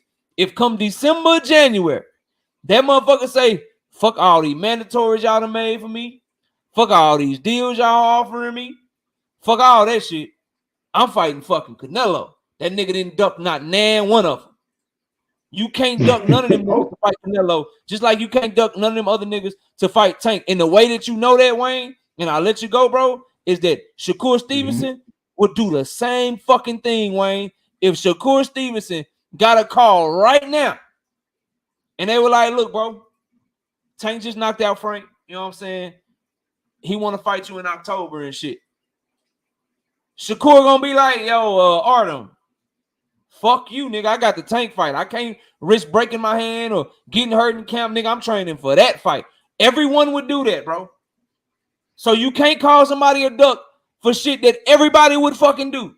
Shakur, my guy, I would have called it a duck. Shakur, my guy, that'd be a duck. But look, I'm gonna say this. It's not. I'll give you this. I'll give you this props. You'll be consistent, but you'll be dead ass wrong. Imagine this. So Tank knocks out Frank. Shakur gets the Tank fight. And instead of fighting the motherfucker that Frank beat, he fighting Tank instead. And you would still call Shakur a duck. But I can't go there. Yeah, because the fight is already signed, though. Okay, it's already signed. He signed his name on the dotted line. I don't give a fuck. Hold on, you don't care. So you went to breaking contracts. You went to breaking contracts. Okay, that's fine. Look, that's fine. Bro. That's fine. Okay, you don't care. Avenesian had a signed fucking contract before that's fine, Bud, bro. I don't give a fuck. He did not duck that other motherfucker to get in the ring with Bud Crawford, bro. That's fine. He still does the fight. You saying Avenesian ducked that other dude? Yeah. When you sign a contract. Hold on, KO. Hold on. You very astute. When you put your name on a contract, is that your word? Yes or no? Is that your word? Yes or no? When you put your name on the contract, is that your word? Yes or no? That's all I'm asking. But okay, that's your word as a person, right? That's your word. I ain't say Frank. You said Shakur. Shakur signed this contract. I'm saying though, bro, like just hear what you're saying. So Frank beat Artem. If Tank knocks out Frank and he wants Shakur, if Shakur fights Tank instead of the motherfucker that Frank beat, you would call Shakur a duck. Yes, because two things can be true. Hold on, you even went so far as to say that David Avenesian ducked the motherfucker that he was supposed to fight. Hey, to fight Bud. Put your name on the contract. You put your name on the contract. That's your word. That's your word as a man, as a person. That's your word. But look, check this out. Shout out to you. Let me say one more thing. Let me say one more thing, bro. Then you come back for the open panel, bro. Let me keep the show going on. But shout out to my homie Wayne, bro. That boy say Avanesian a duck, dog. He a duck for fighting Bud. Damn, dog. Oh man, shout out to my homie Big Dog Willie, bro. Back in the super chat with the 2P. Say Devin Haney is the biggest weight bully in history. No, he not, bro. No, he not. The rules do need to be adjusted, but once you make weight, you get it popping. But yes, he does look for an advantage by skipping weight classes, cutting as much weight as possible. He ain't the only fighter to do it, bro. He ain't the only fighter to do it, bro. Now, Cap, him and his team, some of the biggest cappers in history. Now we can talk, big dog. Shout out to my homie Terrell Williams with the 5-piece in the super chat. If he lose to Kerr, he wouldn't get the Tank fight. That's a fact. If he lose to Tank, he can still get the Kerr fight. Facts. Tank don't fight people coming off losses. Shakur does. He ain't lying. I just like, bro, I want y'all to understand where we going, bro. Because I see the comments in the chat from the 3 Shakur fans in the building, right? All 3 of y'all. I see y'all in the chat, bro. I see my homie Rolo. I see my homie Big Dog Willie, and there's one more Shakur fan in the chat. Salute to you. I see y'all, bro. Do y'all understand what y'all are truly saying, bro? You're calling a man a duck for fighting arguably one of the faces of boxing instead of your favorite fighter because you wanted your favorite fighter to get the opportunity, bro. That's all this shit is. You're calling a man a duck for fighting somebody that your fighter would do the same thing for, bro. As a matter of fact, I'm tripping. Maybe your fighter won't do the same, and maybe that's why y'all arguing this shit, because that motherfucker won't even consider going over there to get the fight with Tank. He feel like he can just sign over the Top Rank again, and he gonna call Tank a duck. So maybe, because y'all follow him, y'all logic is his logic. Like, maybe y'all think it's real to record a nigga illegally, and then, you know what I'm saying, turn around and act like you support the motherfucker. I don't know, bro. Y'all just on some weird type of timing to me, dog. How you ducking motherfuckers to fight somebody better than them? Like, like real talk, bro. How you duck a motherfucker to take on somebody more dangerous? Like, I got y'all literally coming up here, bro, telling me that David Avanesian ducked the person he had to fight with to fight Bud Crawford. Like, what, bro? Shout out to Big Dog Willie with the 2-piece. Say KO is starting to sound like a Haney cult member. Why? Because I said exactly what it was. Because I have foresight. Because I can read a situation. Be like, yo, this shit a duck. It looked like a duck. Nigga, if you fighting anybody other than Tank, use a goddamn duck. See, I was cool when I was cooking him. But then when I had to back off of it because the nigga actually stood on business and let his nuts hang and took a better, more dangerous fight and laid it all on the line against a nigga that ain't gonna run from him. Yeah, if Tank feel Frank power, that nigga coming because he a dog. If Shakur feel his power, y'all all know what that nigga gonna do. I'm a runner, I'm a track star. Get the fuck, boy. Y'all niggas is crazy, bro. Y'all is crazy, bro. Shout out to Official Everything with the 5-piece in the super chat. KO at the press, Tank told Frank he didn't know Frank wanted to fight him. So Frank backed out without knowing if Tank would fight him. It's not true, bro. That's not true. He said, I didn't know you said you wanted to fight me. And he was referring to when Frank called him out months ago, bro. Months ago. But y'all just got to be careful with this duck shit. Y'all just got to be careful with this duck shit because your favorite fighter is going to be in a position where it's going to be Tank or somebody else. And when they choose Tank and the motherfuckers start, you know what I'm saying, calling him a duck for not fighting a lesser fighter, let's all remember this night, bro. Let's all remember that we're calling the motherfucker duck because he didn't want to fight on motherfucking Mario Andretti weekend and shit, Formula One weekend and shit, bro. Street Racer weekend, fucking Fast and the Furious weekend on a motherfucking Thursday. That was his option, nigga. I'm gonna fight Fast and Furious on a motherfucking Thursday night on free TV, or I can fight in the biggest fight in the fucking division for way more fucking money. That's what y'all calling ducks now, bro. Just so we clear, bro. Y'all are calling motherfuckers ducks for making that decision. Like, damn, I could fight Mario Andretti speed racing Mario Kart weekend on Thursday. I could fight on college night, nigga, where the beers are $2, nigga. Beers is $2, nigga. I could fight on college night. It's college night at the club. I could fight on college night for free when don't nobody give a fuck. Or I could have all eyes on me, like I'm Pac out this bitch. You know what I'm saying? I could have all eyes on me and fight this motherfucker where everybody watching, where it's stars in the stands and shit, and I can get some back end bread and shit too. Oh shit! Oh shit! No, say, oh no, not my bro. Salute, COE. Nah, salute, homie. Salute, homie. 5-piece. No biscuit in the super chat. Now, if the argument would have been why Tank didn't choose Shakur instead of Frank, bro would have a better argument. That's still not an argument. But I'll have that conversation. Smoke! My boy! My OG, what up, Smoke? Ladrie Stevens with the 5-piece in the super chat. Seems like everyone got their own definition of a duck. What it do? What it do? Where my home? There you go. What up, Smoke? I ain't seen you in a minute, man. Hope all is well out there in California, man. Salute to you, bro. That's one arguing motherfucker right there, boy. That's one debating motherfucker. One of the OGs of debates. You got to go back.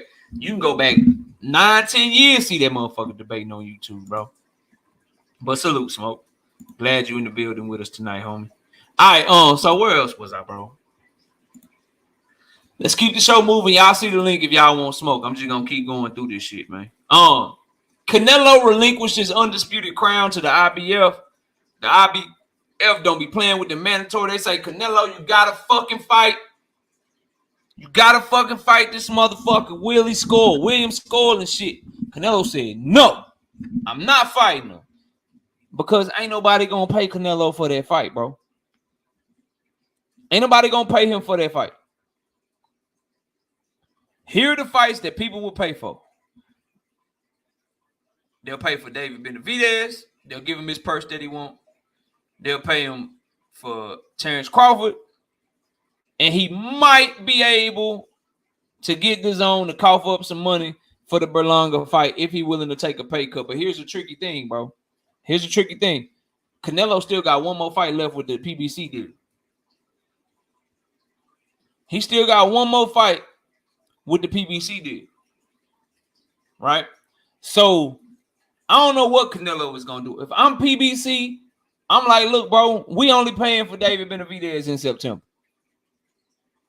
We only paying for David Benavidez in September. This motherfucker willing to take your rehydration clause. This motherfucker willing to take your motherfucking give you like 55 million and he only take 5. He just want to fight. Where else can you go to get $55 million, bro? And then what they'll do is, if he won't take that fight, then you just outbid motherfucking DAZN for the Berlanga fight to be the lead promoter. And you do just like you did with Jaime Munguia and you let him go on by their business, bro.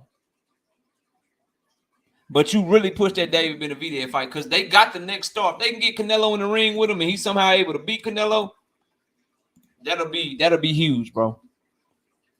That'll be huge. You said thought that Munguia deal was a one-off. Nah, they still got one more. Is what I'm being told.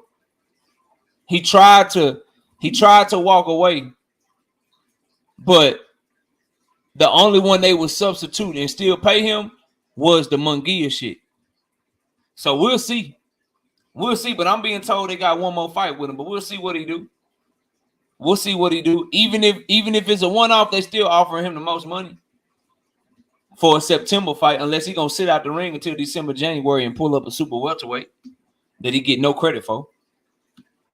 That's a win-win fight for Crawford. All Crawford got to do is go in there and fight and not be a whole like Jermell Charlo, and he win, even if he lose. And you get no credit for fighting another motherfucker, pulling him up 2-3 weight class. Anybody trying to see that shit, bro? We got Terrell Williams with the 5-piece in super chat. Says Tank was trying to come back in January, but he had legal issues back around that time. He could have negotiated with Frank before then, We don't know. And he couldn't come back in January because the Prime Video deal didn't start till March.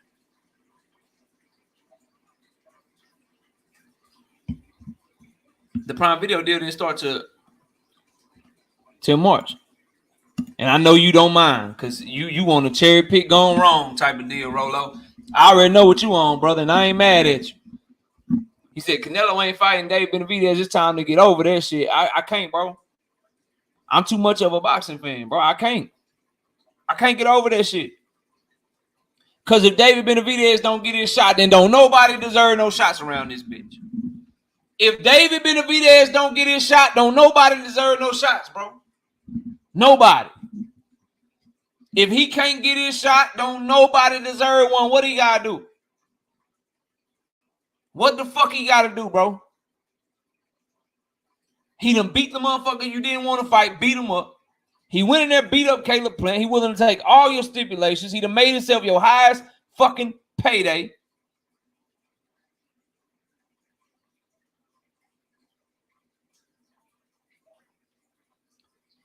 And we still talking about get over that shit now, bro. Fuck that. Fuck that, bro. If he don't get his shot, don't nobody deserve no shot. Don't talk to me about no mandatories, bro. Don't talk to me about fights fans want to see and shit. Don't talk to me about this person deserve that shot, that person deserve that shot. If Benavidez don't get a shot, then everybody just do what the fuck you want to do. Just fight bums. Everybody fight bums. Everybody fight bums and shit, bro.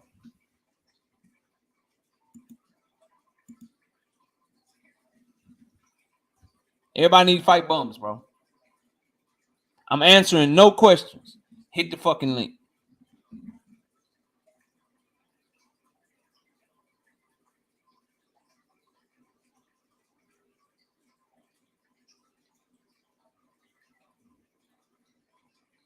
I want to fight as much as you. I'm just moving on. Canelo and Doug. Dave Benavidez needs to fight at 175. Guys who will actually fight him. You may be right, but I'm still on Canelo Hellman, bro. Dave Benavidez should push for that fight one more time, though. He should push for that fight one more time. You right. And I just hate it, bro. Because motherfuckers let this spoiled ass dude. Let me go turn the light on. I'll be right back, bro. Hold on.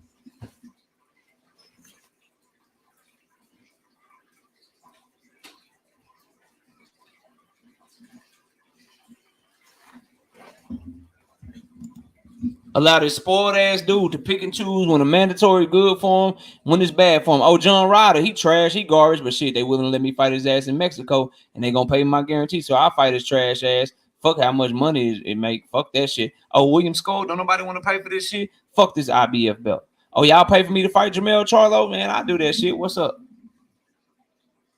What's happening? So he relinquishes the undisputed crown, which, you know, it is what it is. He's going to end up fighting probably Edgar Berlanga, bro, in September. And it's going to be because Berlanga was respectful and he fucking earned it.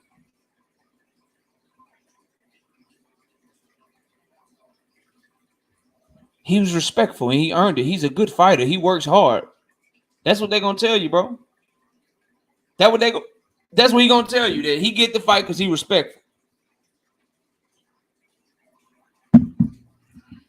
He believes I'm better than him, so I'm gonna let him fight me, man. And you know Berlanga, the type with them fucking chains. This dude wearing motherfucking 18 chains and sunshades and shit, blinging and shit, like he just made it for real. You know he just want to payday. He'll let a motherfucker beat on his ass for about a cool 5 to 10 million, bro. He ain't coming to win that motherfucker. He ain't coming to win that motherfucker.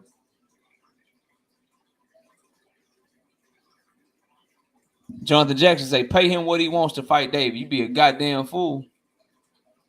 You be a goddamn fool to pay a motherfucker $200 million to fight, coming off of only selling 500, 600,000 pay-per-view. You be a goddamn fool. Let's just lose hundreds of millions of dollars on Canelo Alvarez. You be a goddamn fool. Turkey don't even want to pay that shit.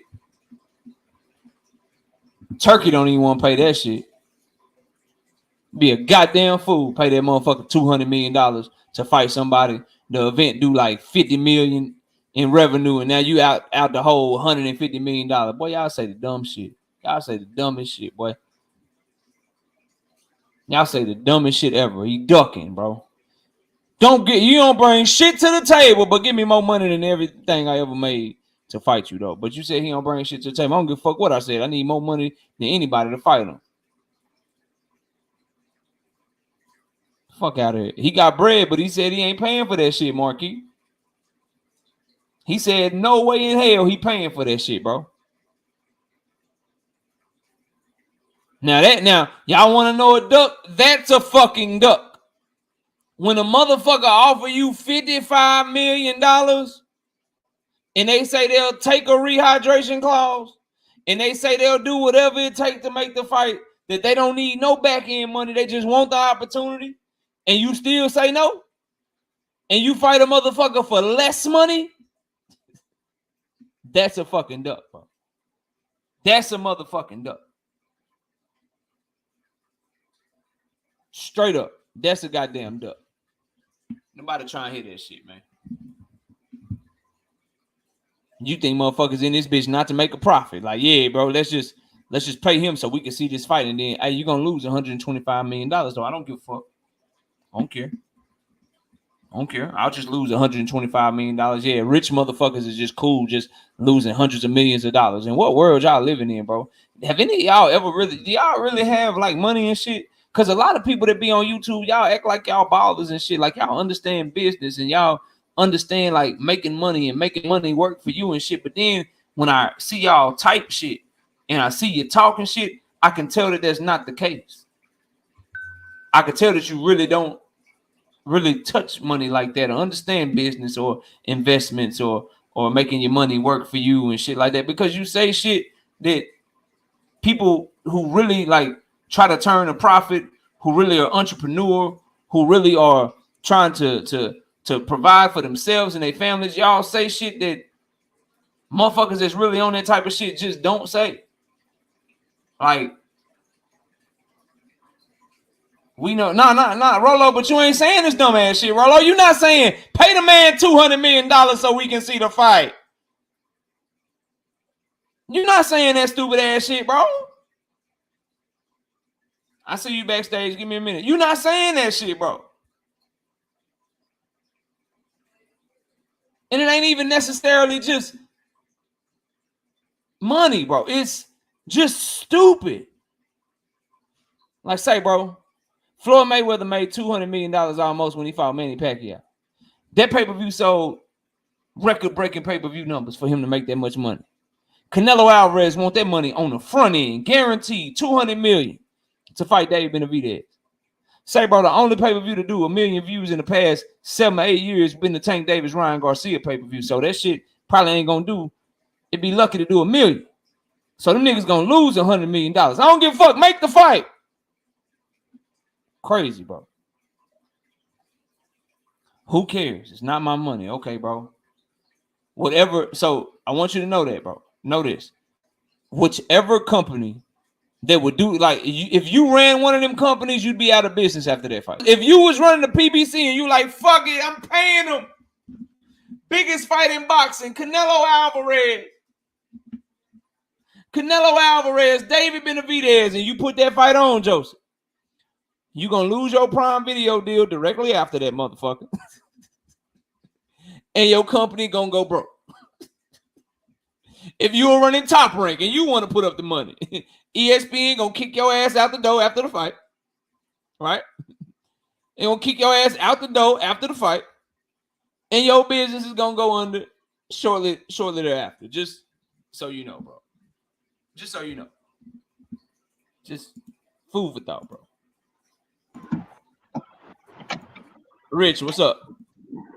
Hey man, what's going on, man? Damn, one second. Trying to sunroof back. Man, I'm gonna say this, man. It's a whole lot of shit I can say, but I know I ain't got a lot of time. But man, I wanna this free TV thing, man. I'm gonna say this. We gotta stop poo-pooing on the free TV. Because these pay-per-views, if you really look at it, they're not setting. Like, I know we think because Tank sold a lot his last pay-per-view, he gonna do it again. But in actuality, these pay-per-views are only selling about 300,000 pay-per-view. That's really about the average, right? So what I'm saying is, when PBC was at its golden era, it was cause PBC on Fox. That's when they were lit. You see what I'm saying? We gotta actually get the free TV back so these fighters can fight. Now I know you know a lot of fighters done left Mayweather and PBC or whatever, not because they hate them, it's because they can't fight because every fight is a pay-per-view. Tank only fought one before the fight. I ain't talking about the after numbers. He only fought one worthwhile pay-per-view. That was Tank versus Ryan. All the other fights weren't pay-per-view fights, and Tank and Frank is not a pay-per-view view fight. The good pay-per-view fights are fights where there are two names. People know both of the names. See, they knew Ryan, they knew Tank. That's a big fight. If the numbers are true that came out just recently that Devin and Ryan did 500,000, well, that's good. It's two names. Two names are gonna make a big fight. If you ain't got but one name and somebody else that don't nobody know, that need to be on free TV because we still need to see the fights. And you got a lot of other fighters that could be fighting on their undercard and get money. And the last thing I just want to say, I don't know if you had heard about this, because y'all believe a lot in this back end money myth. But let's look at the what his name is. What's a myth? Okay, look, I'm finna explain to this back end money the myth, because what's happened. Oh, look, okay, I'm gonna use the Frank, what y'all talking about with Frank and Shakur. Now I'm gonna tell you what happened with that fight. Frank agreed initially to the $1 million. He initially agreed. Then he came back and said he wanted more. Because what happened was, once Tank saw that Shakur was gonna fight Frank, he stepped in. They gave him promise of all this back end money, but he probably gonna take less on the front end. Okay, he gambled. I get it. We think he's gonna be a big fight. He'll make some money. But I want to say, let's look at Kambosos versus Lomachenko. I just want to explain to you how this happened. So whoever in Australia that was putting it on pay-per-view, right? And in America it was free. So Loma took the guaranteed money, 3.2 million. Kambosos took the back end money. He didn't want the guarantee, but he wanted the back end money coming out of Australia. So that's how they got paid. The damn pay-per-view did 14,000. That means Kambosos only made $300,000 or $400,000, and his trainer was charging him $350,000. So basically, he didn't make no money on the fight, and lost, and got his ass whooped. So I'm just saying that would never happen. That would never happen with a Tank Davis fight, bro. Not with a Tank Davis, like no doubt. But listen, what I'm saying. Only fighter that's making money on a pay-per-view is really Tank Davis. You see what I'm saying? So look at all the other fighters that need to eat. And we need that free TV so we can see all these fighters. Ryan Garcia just made a lot of money on pay-per-view fighting Tank Davis. But what's the debate, bro? What are you like? What do you disagree? Well, I'm talking about debate about the free TV. Like you constantly like acting like, oh, you could be fighting on free TV for hardly now, but that was a guaranteed $1 million or $1.2 million. That was guaranteed. You think he's gonna make less than $1 million fighting Tank Davis? I mean, boxing scene reported they give him $200,000 up front. I wouldn't take the deal. Do you think he's gonna make less than $1 million fighting Tank Davis, bro? He'll probably make a little more. He'll probably make a little more. I don't think he's gonna be that much more.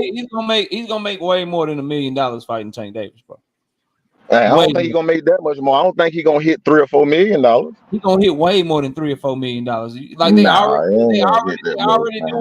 they already doing $18 million live gate before the pay-per-views even get sold, bro. Hey, look. Okay, look. What did the live gates do before Ryan Garcia? What did the live gates do then? He was always known as a live gate. The pay-per-views wasn't selling. They did a $25 million live gate and sold another $100 million in pay-per-views. But they was already profitable off the live gate alone. They've already Tank Davis and Frank Martin, based on this is what I need you to understand, bro. Tank Davis and Frank Martin, based on the live gate alone, the card is already a profitable card, bro. The card is already profitable. Anything they get on top of that is icing on the cake because it's already profitable. Okay. Because of how well. But so what was my initial statement that these before Ryan Garcia, man, Tank didn't crack 300,000 pay-per-view because Errol Spence was the big star. He was the one selling more than 300,000. So none of them fights he did with Pitbull Cruz, all the Mexicans y'all think are big fighters, them Mexicans wouldn't support. They only support Canelo. They do not support the rest of them boxers. Canelo just did 500,000. Canelo just fight, bro. Might want to go look up the Roddy fight. But the 275 for rolling. Plus the Barclay Center for I live. ain't talking about. I'm not talking about the Barclay. All I'm saying is, we acting like free fights don't mean so. All I'm saying that's what helped make That's what helped make PBC was the free fights. Fighting Tank Davis on pay-per-view is the creme de la creme at that weight division. That's where everybody want to get to. And so if you have an opportunity to fight him on pay-per-view or fight Shakur on free TV, you're gonna take the Tank opportunity. That's all I'm saying, bro. Oh yeah, I mean, I'm not arguing that point. My point was, do you disagree with that? No, I'm not disagreeing. I'm saying I understand why he took it. That's what I'm saying. That's probably what happened, that he decided to take the money on the back end. So you can't argue with that. I understand the gamble, but what I'm saying, free TV is needed because that's what made PBC was PBC on Fox. So they need to get some type of free deal so they can get these fighters to fight. Yeah, I love the top ranked fights. I love the DAZN fights when they free for my subscription. Yeah, them top rank the top ranked card that's going down next week. I love that. I'm on board with that shit. But we were talking. If you talking about the conversation I was just having, we were talking about Tank and Shakur and Frank though. No, I mean I agree with the gamble. I agree with. I believe Frank. I told you. I believe Frank kind of got the word, and that's the gamble he took. You can't blame him for it. I get it. I get that. My thing is, if boxing ain't gonna make it with one fighter making all the money, that 1% making all the money, and the other 99% of the boxers that ain't making no money. The free TV can balance that where they can eat. You see what I'm saying? Boxing ain't gonna make it if motherfuckers who don't sell out arenas require a higher purse than what they selling. That's what's hurting boxing, not the people making money, because you got people like Tank Davis and Canelo. They actually can be worth the money because of what they sell and because people are willing to pay to watch them fight. What's hurting boxing is not the pay-per-views and all of that shit. What's hurting boxing is motherfuckers is fighting on free TV, demanding $3 million to fight on free TV, and they live gate only doing $1 million. That's what's hurting boxing. But you gotta understand too, they getting that money from ESPN. They getting the money now. They getting the money. ESPN ain't gonna keep giving you money, or these promoters ain't gonna keep giving you money, and you ain't turning no profit for them. Only so long. Well, you might be turning a profit for them. You might be turning a profit for them. That's what I'm saying. No way you turning a profit if you making $3 million a fight, but your live gate's doing $1 million. Okay, well, think about it like this. We just watched Canelo fight, right? They paid Canelo did $550,000. They paid Canelo $37 million and paid Munguia what, $10 million more. They ain't make no money out that fight. Not like that. They ain't make no money like that out that fight. They ain't make no money like that out there. That was a failure. $500,000 for Canelo at that price was a failure. Do you agree or disagree? I don't know yet. Hold on. At the money that they paying Canelo, $500,000 is good for a regular fight. We can figure this out right now. $89.99. So that's $45 million in pay-per-view, plus they did another $15 to $20 million in live gate. So yeah, so you paid $47 million though. You paid $47 million to the fighters. So you made a little bit of money. I'm saying you ain't planning to make a little bit of money with no Canelo. They made $20 million. That wasn't the plan. They made $20 million, bro. Okay, but I'm saying with a Canelo fight, you think that's all they plan to make with a Canelo fight? Who else not named Tank Davis can profit a promoter $20 million? Man, it went it went 20 million because they got to split that money up. You know how it go. They got to split that money. That money ain't going just to the promoters. You know how it go. You just talk about goddamn Floyd make $200 million on a fight. You ain't planning to make just $20 million. You got to split it with the network, with the whoever else and all this. So you saying Canelo and Tank should be on free TV? Yeah, I think that should be a free TV fight. I'm trying to figure out what you're saying. Yeah, Tank and Frank should be a free TV fight. Don't nobody know Frank. I know Frank. I do. I know Frank because I watch boxing, and I think it's a good fight for Tank. But I'm saying the coach, when I go pay about, for Tank fighting on the 15th in 2 weeks, who he fight? Frank Martin. Who is that? But they know Shakur name. They know Devin name. You see what I'm saying? If you put two of them together, you get a big fight. Don't nobody know Frank. Why is this about to be the highest live gate of the year so far? Well, because Tank live. Nobody want to see him fight. How come the tickets are selling so well?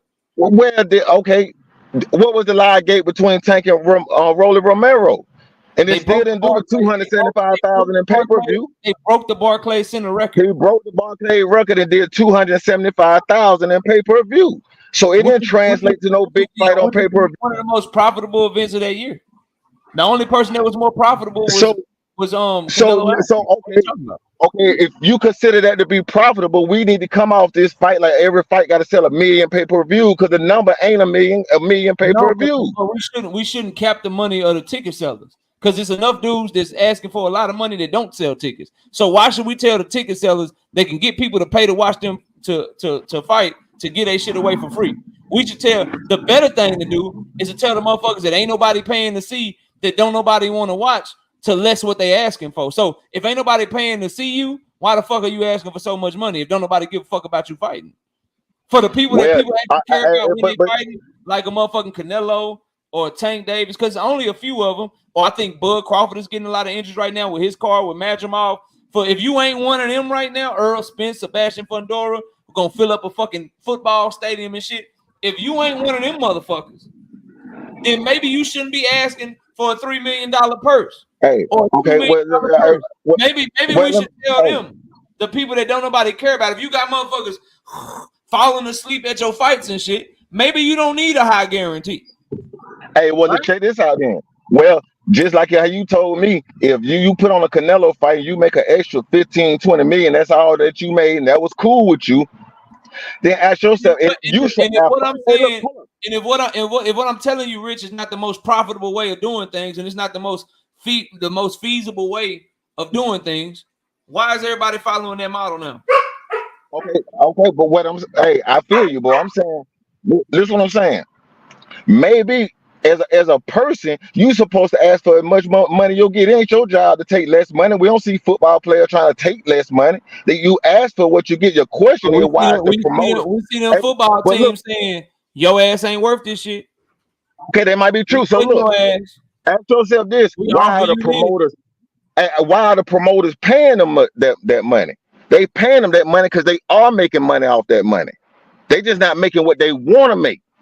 They are making, or they wouldn't pay it. Don't nobody want to pay for Devin and Sandor Martin. Don't nobody want to pay for Devin and Sandor Martin. In the case of Bob Arum, that's the only way that he can compete is by overpaying, because he can't really promote somebody like Shakur Stevenson. That's been proven through our time.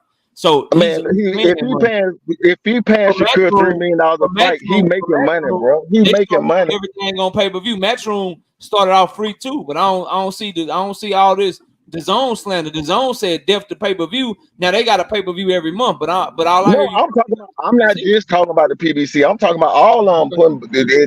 These pay-per-view fights need to be saved for fighters with two names. I'm really talking about all of them. They going overboard with the damn pay. Why would they do that? If I don't need another name to sell, if I can sell no matter who I'm fighting, why would they put it on free TV, bro? Bro, if it's only one name, bro, you need to put it on free TV so everybody can see it and build up the product. What you mean? Build up the product. That's how you got there. You got to build the product up. It's certain. Like, I agree with you on people that deserve that shit. So yeah, Shakur, build yourself up. All you other fighters that's not selling like that, yeah, build yourself up. But if you a ticket seller, why would they do that, bro? Okay, but look, ask yourself this. Tank Davis is coming off of $1.2 million pay-per-views, and he's coming off of a motherfucking $25 million live gate. They be stupid to put him on free TV. It's his first fight back since jail. Everybody been waiting on his return and shit. He more buzzing right now than he's ever been in his entire career. Why the fuck would they put him on free TV right now? That's stupid. Hey, I get it, but I'm just saying it should be on free TV. It's not a big fight. It's not a big fight like that. You know, to me, it's a good fight. It's a good fight, but it's not a big fight. The selling literally disagrees with you, bro. I hear what you're saying, but if you go look at the fact that they put 18,000 tickets on sale and they only got 1,200 left, and they already have done an $18 million live gate. Like, literally, the numbers. Well, all his live gates do that, though. All his live gates do that. They haven't. This is his second highest live gate of all time, bro. The highest live gate did with Ryan Garcia was 25 million. This is the second highest with 18 million. All his live Okay, gates. but the pay-per-view didn't go off like that. The pay-per-view didn't go, and plus they were paying Tank $2 million, $1 million at that time. He making way more than $1 million or $2 million right now. He making way more. So they need that thing to go off. And I ain't talking about just the live gate. He's eating what he kills, bro. He's eating what he kills. The most of his money is based off of how well his shit sell. He's not taking money up front. He's trusting in his ability to get people to want to watch. Okay, I understand it, but everybody like to say that shit like it sound good. When everybody out here won't guarantee money in the real world, you won't guarantee money. You see what I'm saying? But when we talk about Canelo and what they was going to do with PBA, that's not true. Okay, but look, check this out. I bet on myself. I bet on myself because I feel like I'm better than everybody. I prefer the bonuses and the commissions and shit. When they was like that shit sound good, but no. Guaranteed money caps you, brother. Guaranteed money puts a cap on you. I understand it, but look what I'm saying. You want the ability to eat what you kill, bro.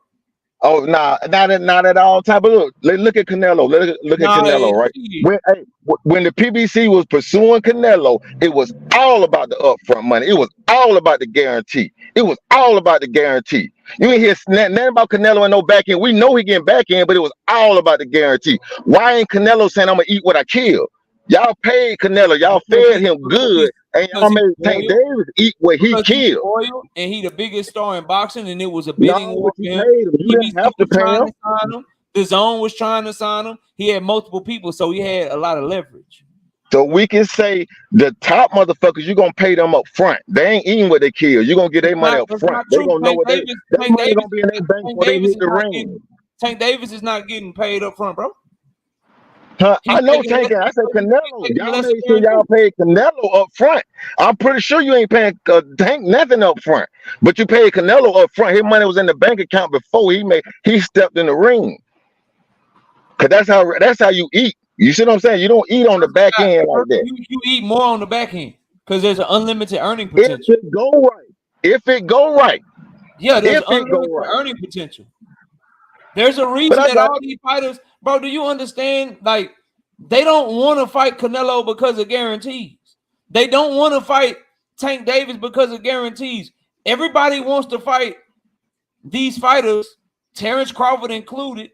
Everybody wants to fight these guys because they want an attempt at the back end. They want an attempt to get that revenue, to get revenue share, bro, to get a piece of that live gate. I understand that, but Canelo get his money up front, though. But why don't you learn from Canelo and get your money up front? Because that's what he chased. He didn't chase the back end. Canelo chased the front end. I thought you wanted what's best for the sport, though. You just this is my problem with you, bro. Canelo fight, he the only joker selling people. Now you just arguing to argue. You just went in because I got a very good memory, Rich. You just went in on Canelo because you said that his shit didn't sell. And that these fights need to be free. His shit didn't sell. It only made this money because you got to pay him this on the front end. You know he got his back end, so they didn't profit how they wanted to profit. But now you're saying Tank should do the same thing that Canelo is doing. He should take way more money. I didn't say Tank could do that. I'm not done. I didn't say Tank. I didn't say Tank should do that. I'm not done. Now you're saying that Tank should try to go get more money on the front end too and make his fights less profitable. No, what Tank is doing is right, bro. What Canelo is doing is not good because he wants a ton of money up front, not knowing how much the shit is gonna sell. At the end of the day, if you are profitable, it is stupid for you to put yourself on free TV when you know people are willing to pay to watch you fight. Now, what does need to happen, and what I do agree with, is that PBC needs more dates for all their fighters. And yes, they do need some free events. But motherfuckers like Tank Davis, Canelo Alvarez, they are the creme de la creme when it comes to attraction. People want to pay to watch them. So what you can't do is say that they should be on free TV too, because they actually generate revenue for the sport of boxing. They actually pour money into the sport of boxing. But you are trying to have it both ways. You trying to cook Tank for not getting a high guarantee, while at the same time cooking Canelo because his fight didn't make as much money as it should, because he got a high guarantee. You can't be on both sides of the argument, Rich. At all. I beg to differ. You see what I'm saying? I'm just looking at how it happened. Because sometimes we have a thought how we think it should happen. I'm looking at how it's happening. You see what I'm saying? But hey, that my time, man. I ain't gonna waste your time. A good combo, man. You know whatever. You probably see me in your Ain't wasting comments, my man. time, bro. Cause hey, but I won't let the chat know, man. Look, man. I'm getting notifications from your one of your videos now. Cause I'm kind of going back and forth with people in your comments. Comment on the videos, man. Comments on whether you agree or disagree, cause it pushed the algorithm. My biggest short right now, 2.2 million. Cause the comments went off. So you're gonna see me in the comments or your shorts or whatever trying to push the algorithm. If you support KO, get in the comments, push them comments, it'll push the algorithm. All right, that's it, man. All right, peace, man. All right, moving on, bro. Tank Davis made a bold claim about Shakur Stevenson. Link still in the chat, bro, if anybody wants smoke, bro. Shout out to my homie Dundrick with the 10-piece in the super chat. Tell bro to buy a membership to the channel to pay for the pay-per-views with his winnings. Thank you, KO. Facts. Facts, man. Join the channel, y'all. Get these memberships going, bro. It'll pay for you. It'll pay for your pay-per-views and shit, man. It'll pay for your pay-per-views. All things, fuck out of here, man. I see you trying to hype up everybody that call into the show, bro. Get the fuck out of here, man. This shit light work, bro. Nigga said, that's my time. Yeah. Facts, bro. All channel members comment enable. No, hey, Drink. We looked into it, bro. It's not something I can do. That's from your device. Yeah. I had my daughter look into it. That's not something I can do on my videos, bro. That's on you and your device. You got something going on with your device, bro. You gonna have to do that shit, man. You ain't have to do me like that, bro. Enable background play. I had my daughter look into it. She say you can't do that shit. That's something that's with your phone, bro. It works with your regular videos. Okay, so maybe, all right. Maybe it is, then, bro. I'm gonna have to sit down and do that shit, bro. Anyway, Tank Davis made a bold claim about Shakur Stevenson. I'm gonna put this on the screen. Shout out to my homie, Just Do. I'm not gonna put it in the screen. I got this off of Just Do, man. Tank Davis deleted this shit. I got about an hour left. I got time for more smoke. Anybody want it? He said something about Shakur Stevenson that I want to talk about. He say, and he's talking about Florida. He says, no, he put me in a fight to lose. I was just a better boxer than what he thought. He's talking about the Pedraza fight. Reason why I don't fuck with that nigga that has a big ass gap in his mouth, talking about Shakur, because as I was going through the shit, I was putting him on game. I'm the reason why he didn't sign with Floyd Mayweather. It's a bold claim from Tank Davis, bro. That's a bold fucking claim, dog. You got to hit that join button, LaShawn. That's a bold fucking claim from Tank Davis, bro. This is what I say. If that shit is true, Prez, all you got to do is hit the link. Shit sound good. Hit the link.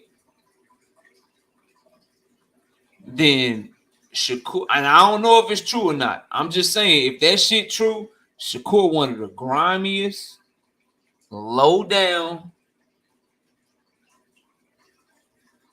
snakish motherfuckers I done seen that I done encountered in boxing, bro. Cause if he put you on game and you use his advice to basically build your entire career, bro, and then you turn around and you started acting like, oh, this nigga never fight me, but you were taking pictures with him and shit. Boy, that's some grimy ass shit. And let's be honest. This motherfucker did have his homeboy recording motherfucking Devin Haney's father and shit without permission and shit.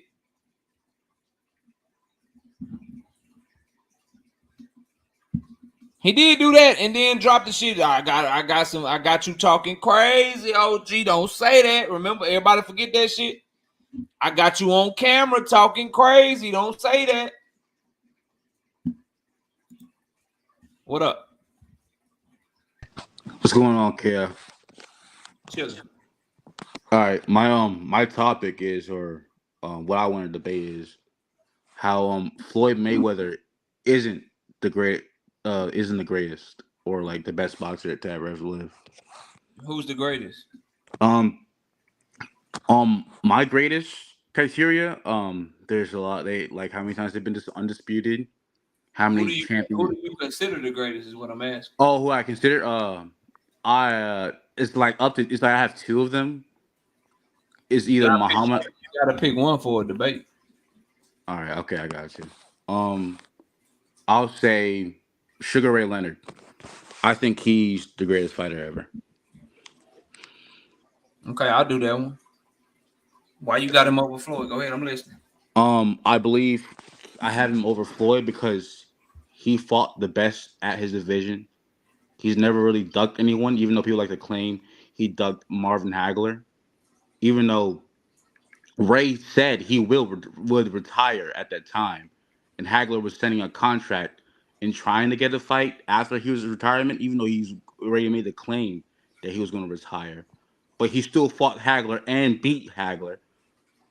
He's fought at multiple weight divisions up to even like super middleweight.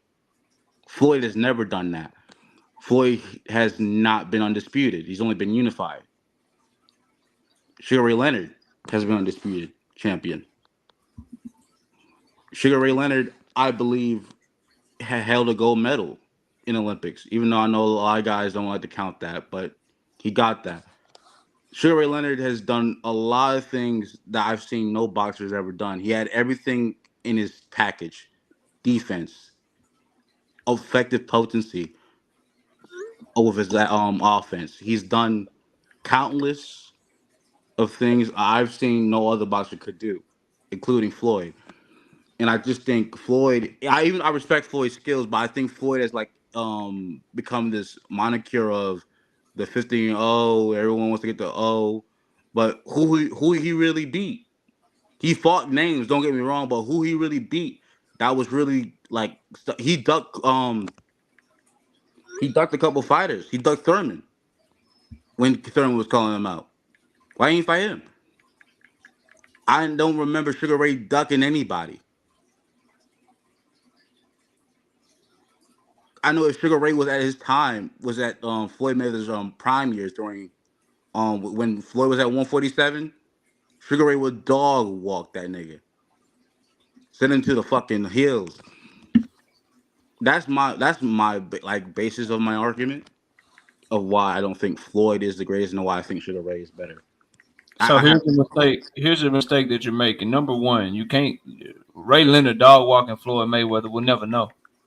I know. Well, so you can't debate that. So I'll throw that one out. But let's talk about the fact that you said Floyd Mayweather ain't never fought nobody while talking about one fighter on Ray Leonard's resume. I know I had multiple other fighters. Like I could have You only named. you only name one though.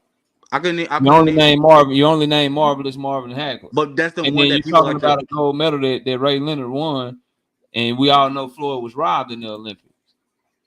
So I don't know where you're going with that, bro. And then you talking about Ray Leonard fighting at super middleweight. He pulled a motherfucker down for light heavyweight and fought him at super middleweight for the light heavyweight title, bro. But Floyd has done the same thing, bro. Floyd has made guys drain themselves. And then you're right, and then you are right about one thing. Though Ray Leonard was able to do something that Floyd Mayweather was never able to do. Motherfucker lost. He fucking lost. You're right. He accomplished something that Floyd was never able to accomplish. He fucking lost more than one time. Yeah, but look at the names he fought. Look who he lost to. Floyd hasn't fought anyone better than Sugar Ray. Is Sugar Ray's pedigree in his resume? Who did he lose to? What do you mean who he lost to? Who did Ray Leonard lose to? Wait, why is that? Because you said he lost, the people he lost to are better than the people Floyd beat. I'm just trying to figure out who Ray Leonard lost to. This is your debate. So you think well, what's the guy that fucking Floyd beat? Castillo. Even though stop helping him in the chat. I'm not reading the chat. I'm talking. I don't know if you're reading it or not. I just see them. They trying to help you. But who did he lose to? No, that's not my point. I'm not talking about who he lost But to. I'm about to make a point, and I'm trying to figure out like how much of a Ray Leonard fan are you? Or are you just here to argue? Because you should know who the man I lost know to, right? I know he lost to Duran. Yes, I can name Duran, but I'm not gonna. Okay, yeah, I can use Duran. Fuck it. Who is better in Duran? Who is better with Floyd's resume better than Roberto Duran? Tell me that right now. Roberto Duran is considered the greatest lightweight of all time, in my opinion. But historically, Manny Pacquiao would be considered a more of an all-time great fighter. What? 8 division Seriously? champion, one of the best resumes in boxing history. And Bro, if you got, let's run them down, bro. Okay, Let's okay, run them go down. ahead. Let's really run them down. Terry Norris. You think Terry Norris is an all-time great fighter? I think he's better than what was the guy that Floyd beat? Sergio Martinez, or I forgot his name. I mean, I we think can talk about how many undisputed champions has Ray Leonard beat, bro? Because I know Floyd put powers on Zab Judah. That's true. I know Floyd put powers on Diego Corrales as the underdog. We can talk about Miguel Cotto. We can talk about Shane Mosley. We can talk about multiple division champion and Hall of Famer and gold medalist, Golden Boy himself, Oscar De La Hoya. We can talk about Manny Pacquiao. Bro, this shit not close. Manny Pacquiao, 8 division champion, Floyd mopped him. 4 division, multiple division champion, Oscar De La Hoya, Floyd mopped him. Multiple division champion, Shane Mosley, Floyd mopped him. Multiple division champion, Miguel Cotto, Floyd mopped him. Undisputed welterweight champion, Zab Judah, Floyd mopped him. World champion, Jose Luis Castillo, Floyd mopped him. Madonna, twice. And Madonna is a light pack for him, bro. And he ain't never lost. He ain't never lost like Yo got lost. So you think Sugar Ray Leonard would have like walked through those guys you're naming? I don't know, because they fight in a different era. We can't do that. Well, we don't know. That's like saying, do you think LeBron James? That's like saying, do you think LeBron James would beat all the players in the 80s and 90s? When you having a debate, y'all compare Jordan and LeBron. But you can't say that LeBron will. You can't. Man, LeBron is better than Jordan because he would have won all them championships too in the 90s. You can't debate shit you won't ever know. What we do know in their eras, one of them lost, the other one didn't. What we do know in their eras, one of them has beaten more world champions than the other one didn't. Ray Leonard is known for Roberto Duran, Thomas Hearns, and Marvin Hagler. Let's keep it funky, bro. Let's keep it all over. He known for 3 other motherfuckers. That's it, bro. And one of them he lost to. The other one he beat multiple times at Tommy Hearns, and he beat Marvin Hagler in a controversial fight where he put in the contract that Marvin Hagler. He beat a prime Wilfredo. I can't say his name. Wilfredo Benitez. Who was cool. The youngest? That's cool. That's cool. But who is he known for? What was Wilfredo Benitez after Ray Leonard? He never really truly beat his potential. He was the youngest champion, becoming champion at 17 or 18 years old. But bro, he didn't carry on that legacy and become an all-time great. Yeah, because Mayweather got all-time great Hall of Famers on his resume, bro. Ray Leonard's resume is a light pack in comparison, bro. You talking about Ray Leonard being an undisputed champion? Floyd beat undisputed champions. You talking about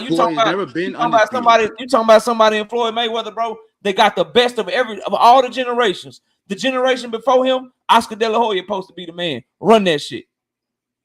Generation after that, Manny Pacquiao supposed to be the one. Run that shit. On his way up from 130, Diego Corrales supposed to be the one. Run that shit. Who was Pacquiao fighting at 110, bro? Run that shit. You can't use fucking Pacquiao. Bro, he was fighting at 105. He came up to what? To 140. Even though I think he was on roids, but that's another topic. What are you talking about? Manny Pacquiao has just as many division titles as Tommy Hearns, 8 division champion, bro. What do you mean? He came from what 110? You count niggas. It doesn't matter. He went up and he was better at the heavyweights than he was at the smaller weights. What are you talking about? Bro, didn't Pacquiao get knocked out by bums that we don't know of? Like who the fuck, bro? Juan Manuel Marquez, multiple division champion, Hall of Famer. No, I'm talking about his early By the way, coming out of retirement, little retirement, 18-month retirement, Floyd Mayweather wiped the floor with Juan Manuel Marquez too. By the way, why we talking about I know that Floyd beat? It pales in comparison, bro. Ray Leonard, when Ray Leonard got to the tail end of his career, when Ray Leonard got to his mid-30s, he was losing to Terry Norris. When Floyd Mayweather got to his mid-30s, he was washing Canelo Alvarez.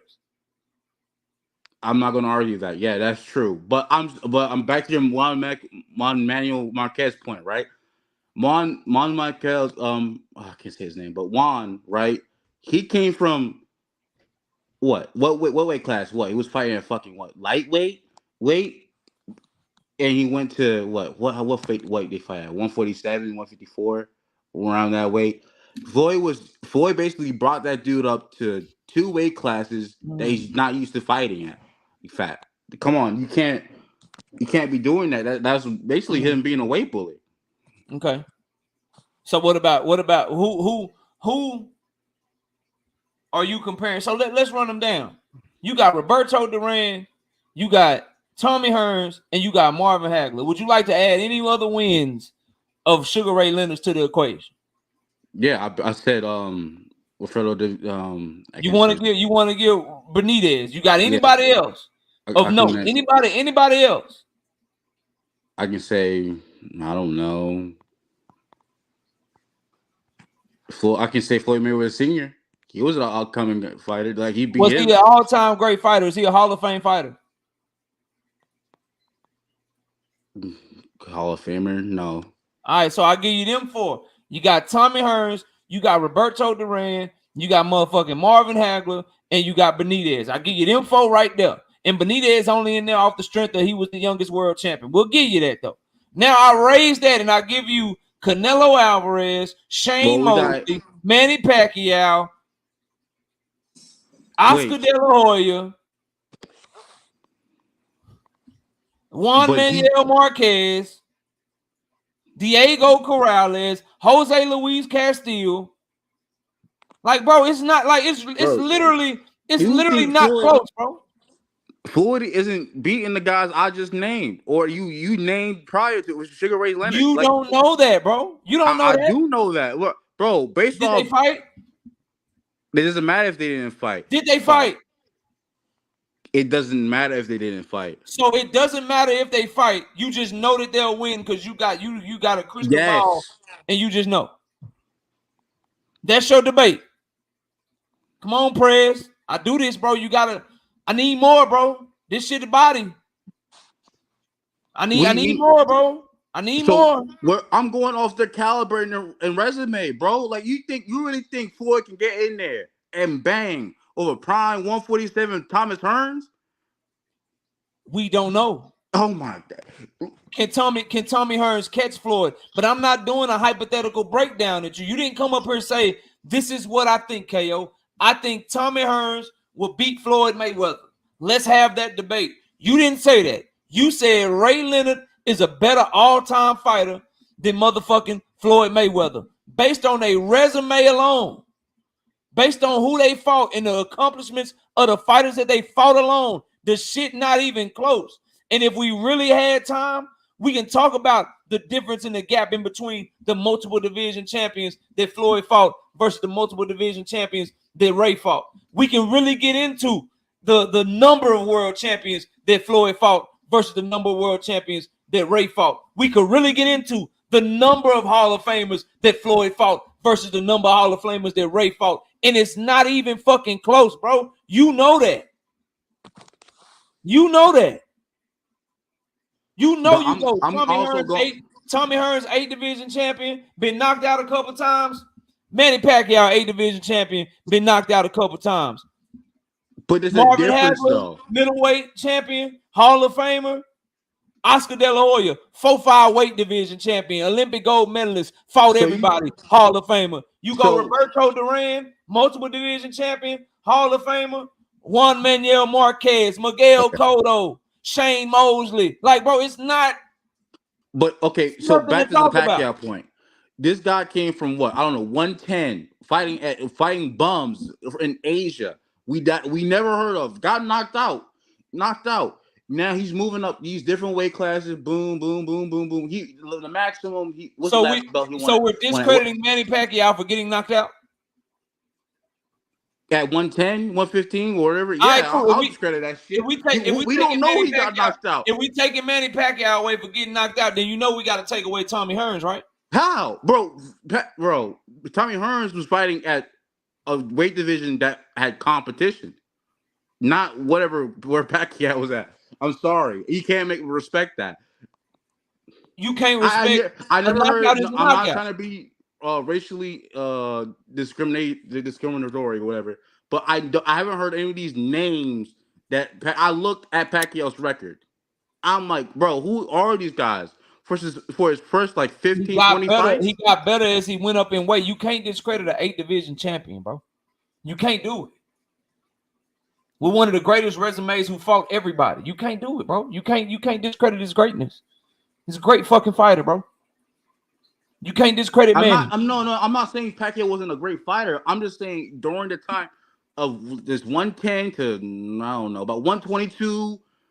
I don't know who are you. Floyd fought more Hall of Famers, more multiple division champions than Ray Leonard, and he came out unscathed, undefeated, bro.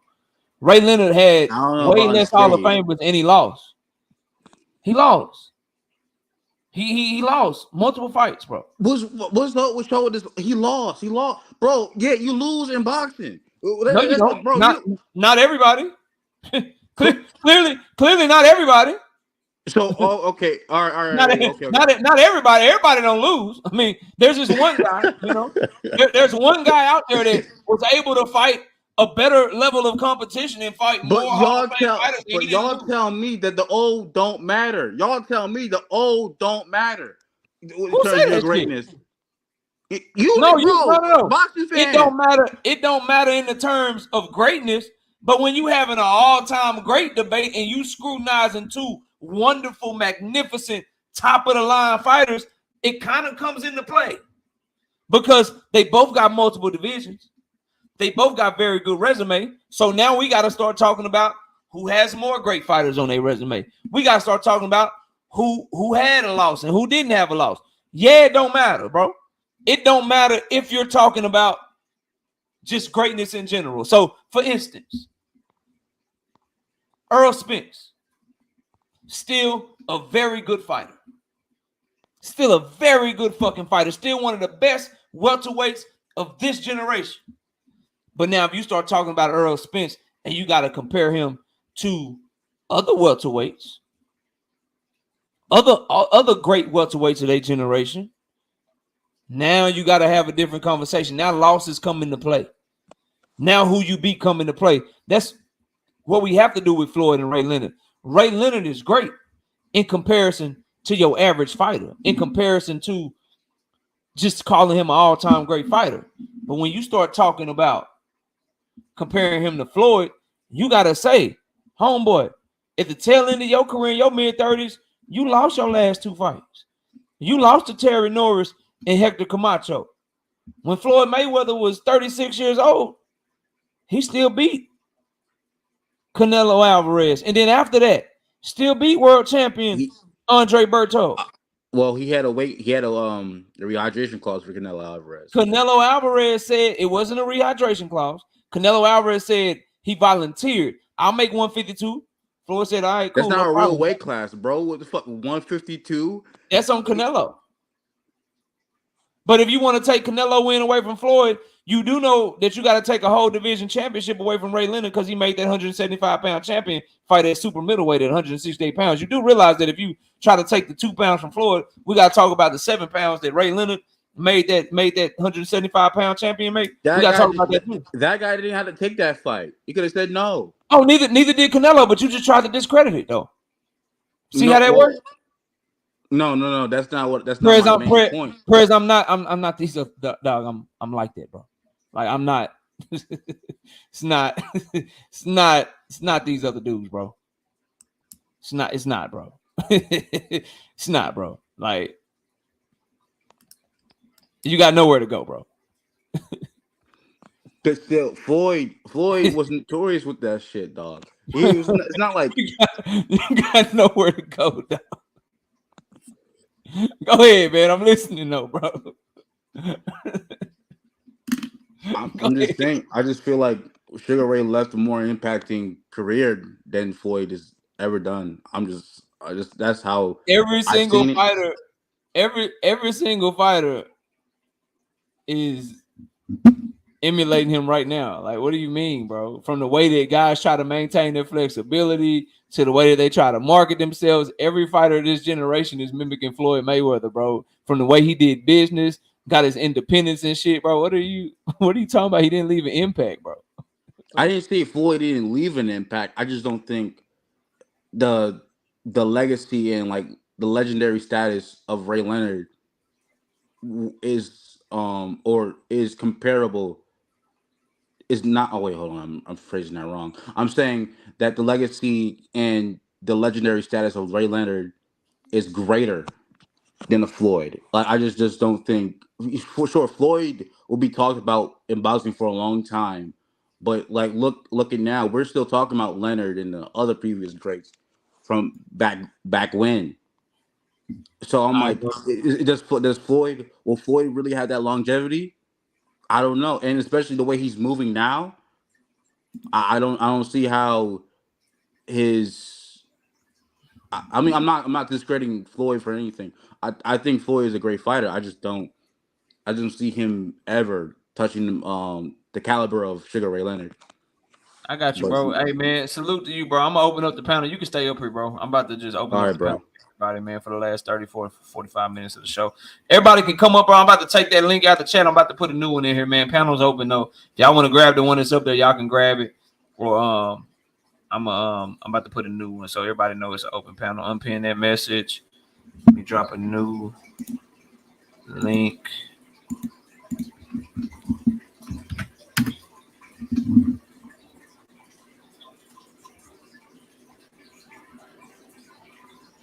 I am pin that message. All right. Panel's open, man. Y'all, everybody's more than welcome to come up now, man. It's safe waters now. Panel is open. Let me take this goddamn hoodie off, though. It's hot than a motherfucker, man.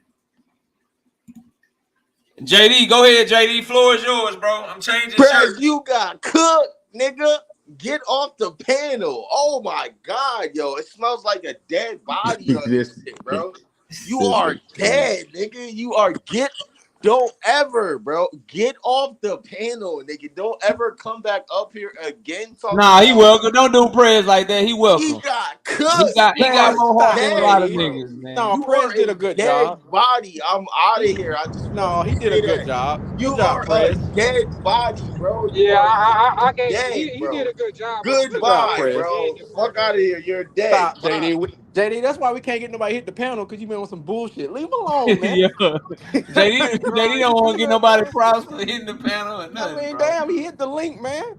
Shit, half of the niggas won't even come up here. Exactly. Like, give him his props. I liked it. It was Prez. You did a good job. It's just like, Sugar Ray Leonard, his resume is top heavy. So, I mean, I get where you were coming from. But if you were talking about like the gravity of the names that he has, like if you name like the top 5, then yeah, you got an argument. But like when you start going into depth, that's when you get into trouble. But shout out to Jalen James real quick, y'all, with the 5 pieces super chat. Outside the ring, I don't like Floyd's character, but me as a boxing fan, Floyd is the most skillful fighter from Pretty Boy to Money. Floyd is my GOAT. Crazy thing is, I actually agree. If they fight in their primes, I think Ray Leonard will beat him. But exactly, that's different. Like Ray Leonard's my thing is, fighter. I know Sugar Ray Leonard's career was built, especially like he was built as the pretty guy, the star boy, the dream of America, all that shit. So they built him up into being what he is. Yeah. I mean, he was always fighting like good competition. Don't get me wrong, but like he had to like steer his way into being what he was. Well, I feel like if you would have gravitated towards who wins, you would have had a better argument. But when you start talking about like depth of actual career, I mean, we talk about the length of the names that Floyd has, he'll have them. But if you was to stick towards them like top 4 names, then you would have had an argument. Yeah, nigga, I ain't talking about no nigga. Roberto Duran is the greatest lightweight of all time. Exactly. Here's why. Yeah, nigga, Marvin Hagler is the greatest middleweight of all time. Yeah. Your nigga ain't got 2 all-time greatest in 8 weight class on his record. I would have been going hard. Yeah, bro. Because if you got like Durant, once you name drop Durant, ain't nobody. Once you name Durant, you need to talk about how that motherfucker was the baddest thing smoking at lightweight. history. Yeah, ain't Bro. nobody. Hey, Floyd ain't got nobody on his resume that I'd can have been fuck up cooking my Durant. own So stuff, nigga. You like Tank Davis, nigga? Tank Davis ain't no Roberto Duran. Like I'd have been going right. off. Yeah, I'd be Durant. going Yeah, off, once bro. you Real name talk. drop that, you would have had it. But yeah, when you I'd be start, going off like a that's motherfucker. all. We got Kamal in the building. Kamal, what's up? Hey, what's up? I don't know if I'm just going to keep it quick, man. When I was calling in regularly about 6 to 9 months ago, I told you that the IBF doesn't play any games. They've already stripped Canelo once when he ducked Sergey Deverenchenko at middleweight. Props to them and Daryl Peoples. I got to give him his props. They've stripped Bumlovkin twice, now Canelo twice. They just stripped Crawford for a second time. Salute to them for not playing the games that the WBC and the WBA does. WBA never mandated Morrell to fight Canelo. As soon as David Morrell Jr. moves up to 175, then they make Berlongo, who was supposed to fight Morrell Canelo's mandatory. So salute to them for not playing favorites or taking the games. And Canelo, once again, man, horrible run at 168. Only legit win was Caleb Plant fighting a bunch of smaller dudes and then ducking the two Davids and William Skull, an undefeated slick Cuban with an amateur pedigree. Ducked him exactly as I told you a long time ago. With that, I'm out. Thanks. Peace out, man. Damn, straight up, he just Damn. said, I gotta get the fuck on down. Yeah, Yeah, that's he what said I I got drive to by. go. Hey, he Go ahead, playing. Paige. Go ahead, Paige. It's on you, bro. What you got for the show, man? Man, I'm just up here, you know what I'm saying? Just up here to cook with you, bro. Yeah. I couldn't really catch all the show because my damn phone service kept tripping at work, bro. So I was having to restart that shit, but yeah, I'm up here to cook with you, bro. So Prez came up here, and we did. He wanted to do the Floyd Mayweather shit, so we did that. But what do y'all think about what Tank said about Shakur Stevens? And I'll refresh y'all memory, bro, and I'll read it. I'll read it so everybody in the chat, just in case y'all just got here, y'all can know. And please smash the like button and donate to the channel, man. Show your support. But anyway, Tank Davis said that basically he the reason that Shakur signed with Top Rank instead of Mayweather. But he said, and he talking about Florida. He said he put me in a fight to lose. I just was a better boxer than what he thought. And so he's talking about the Pedraza fight. He said this before. This is nothing new. He says reason why I don't fuck with that nigga with the big ass gap in his mouth. Obviously talking about Shakur. Is because as I was going through the shit, I was putting him on game. I'm the reason he didn't sign with Floyd. What y'all think of that, man? Y'all think it's bullshit? Tank just talking? No, What y'all I think? agree. No, I agree. I've been saying Shakur was a snake ass nigga, and I actually like the nigga. He was like my second favorite fighter, but he be doing too much snake shit, bro. I can't get with that shit, man. It's just like he young and I get it, but it's like, bro, you gotta just pick a side and stay there, bro. Like all this back and forth shit you be doing, bro. It's just like that shit corny. But I think Tank did try to put him up on game because I think that I don't think Floyd gonna have a successful fighter as he did with Tank. Camille, I see him going probably. I think he's gonna be a great fighter, up and coming fighter. But when you get to the Abdullah Masons and shit, that's a different story, bro. Like I don't know, bro. But yeah, that's my say for that. Yeah, I think Carmel, I think he too short, and I think Floyd is just trying to, instead of like really trusting his eye for talent, is just trying to go get good fighters. It seems like he's just trying to get a bunch of Tank clones, bro. Yeah, Yeah, he bro. is. Yeah. Camaro, a hype job, bro. I'm sorry, y'all. And it's like Floyd. I really don't think, bro. He really invest in his fighters like he should, bro. Like, cause he's still trying to do his own thing, and that's cool. But at the same time, bro, you can't be no promoter, and then you know what I'm saying, you ain't even around your fighters like that, like. And then even when you around the niggas, you over talk them, but it's like, man, I don't know, bro. Like, dog, I I wouldn't really even be don't. tripping if he was over talking them, promoting them shit. He be over talking them, and you know you gonna hear about that private jet and them investments and the good decisions that he made and shit, bro. Every time. Yeah, every Every time time he it's like overtalk one of them niggas, bro, it's gonna be about them good investments, that private jet, and them and the goddamn decisions that he made, bro. and it's like we praise him, bro. We already know, like, your shit is stamped and solidified, bro. Like now it's like instead of you having so much jealousy around you, cause it's like, bro, I don't give a fuck how much money you got, bro. A nigga still be jealous, bro. A nigga still have envy in their heart. And Floyd, he just so in tune with the game that he really can't let go, bro. I don't think he can let go because like That's he still facts, out here bro. doing exhibitions and shit. Like, bro, you supposed to be training these upcoming fighters, bro. Like, That's facts. you study trying to send motherfucking fighters down the lane that you went down, bro. And you can't do that because the era has changed, bro. You can't do that. Nah. That same blueprint ain't gonna work for everybody, bro. Absolutely. Well, Here's Floyd, what You can't. here's what I say, and I pass the running. But here's what I say about that, bro. I think what it is the things that made Floyd Mayweather such a great fighter, or the things that make him say right. Like when you a fighter, bro, you got to be comfortable with all the eyes on you. You got to be comfortable with being in a nervous situation where it's like literally millions of people watching you. It's you and the other guy, and you got to find a way to squeak out that victory and shit. And obviously, you look at his career. I just debated this shit. He thrived in those moments. You know what I'm saying? Them Yeah, for moments sure. where you selling 1 million, 2 million pay-per-views, is 15,000 people in the arena. You doing a crazy live gate, all eyes on you. Everybody throwing fight parties and them big ass moments. You and that bitch with Shane Mosley and that motherfucker crack your ass in the second round and you come back like a motherfucking demon and shit. Like that that type of selfishness and unwillingness to give away that limelight. That's what made him a great fighter. But it's also the same reason why he'll get a fighter and can't stop talking about himself. Nah, for sure. You know what I'm I saying? agree. Like it's also why he like, yo, shit, like we gonna move you in a way that's best for you, but shit, it's gonna be best for me too. Like more best for me. Like nigga, I gotta make money off you. So Yeah. that shit sound good. I ain't see you lose, but that's a risk, man. Let's just, you know what I'm saying? Let's just go over here and make this easy money and shit. So that's why I think, at some point, if I'm a young fighter or I got a young fighter, I'm letting them build our Floyd name. But the minute we get our name, bro, we getting the fuck away from you. I'm gonna use you Yeah. just like you gonna try to use me though. I'm gonna build myself up off of you. I might let you give me for my first couple of pay-per-views, but the moment I get enough money, I'm getting a lawyer. We getting up out this contract. Appreciate you, bro. Nah, for sure. For I'm gonna be sure. tied to you. I'm gonna be tied to you one way or the other, bro. right? Either Right. because And, we and that's beefing why. and we don't fuck with each other no more, or I'm building myself off you. But I'm gonna get the fuck up out of there, bro. But what happens is, people don't understand that, bro. What can make you great at something can make you horrible at something. Literally, the Right. job of a fighter and a promoter is like the opposite. A fighter is supposed to promote themselves. They supposed to make sure that they taken care of, that it's them because they the person they got to fight and shit. A promoter's job is literally to worry about the other person, and No, he for don't sure. do that. He don't give a For fuck. sure. So And that's that's what why I that's was what that like, is, bro. and I was like, with this, I think that like I was happy about Tank getting away from him because it's like I just feel like Floyd just bro, like I think Tank respect him for a fighter, what he did in the ring, because he still say he always go back before his fights and look at some of Floyd's fights and Yeah. shit. But I think as a person, he really don't fuck with Floyd like that just because of that reason, like his shady ass ways, like Hey, real talk.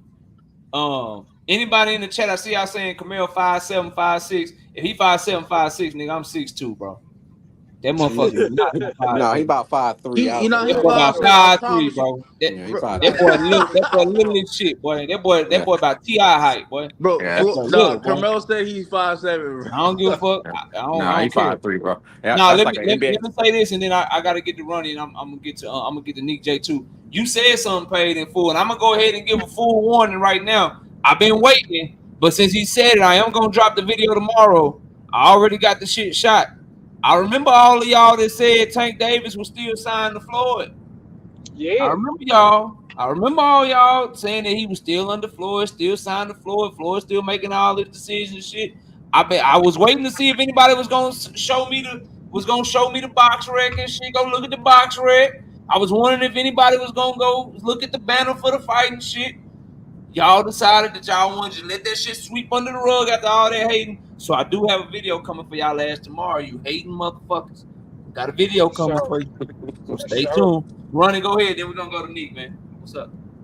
Yeah. So I guess hitting on the Floyd thing, he's always been like that. He's always kind of had like a Napoleon syndrome, and it's kind of how he always was when it's come up. Because when you remember, he started his career in like what the summer of 1996, and by like 1998, he was already number two pound for pound. And guess he was behind during that short period? Roy Jones. Roy Jones? Yeah. Yep, he was behind Roy Jones. So that jealousy kind of started right from there because at that time Roy was on top of the world, and it was like ain't nobody as good as Floyd Mayweather was, and you have to be that good to be number two in only 2 years. But like as good as he was never seen as like Roy Jones equal, which that kind of got to him.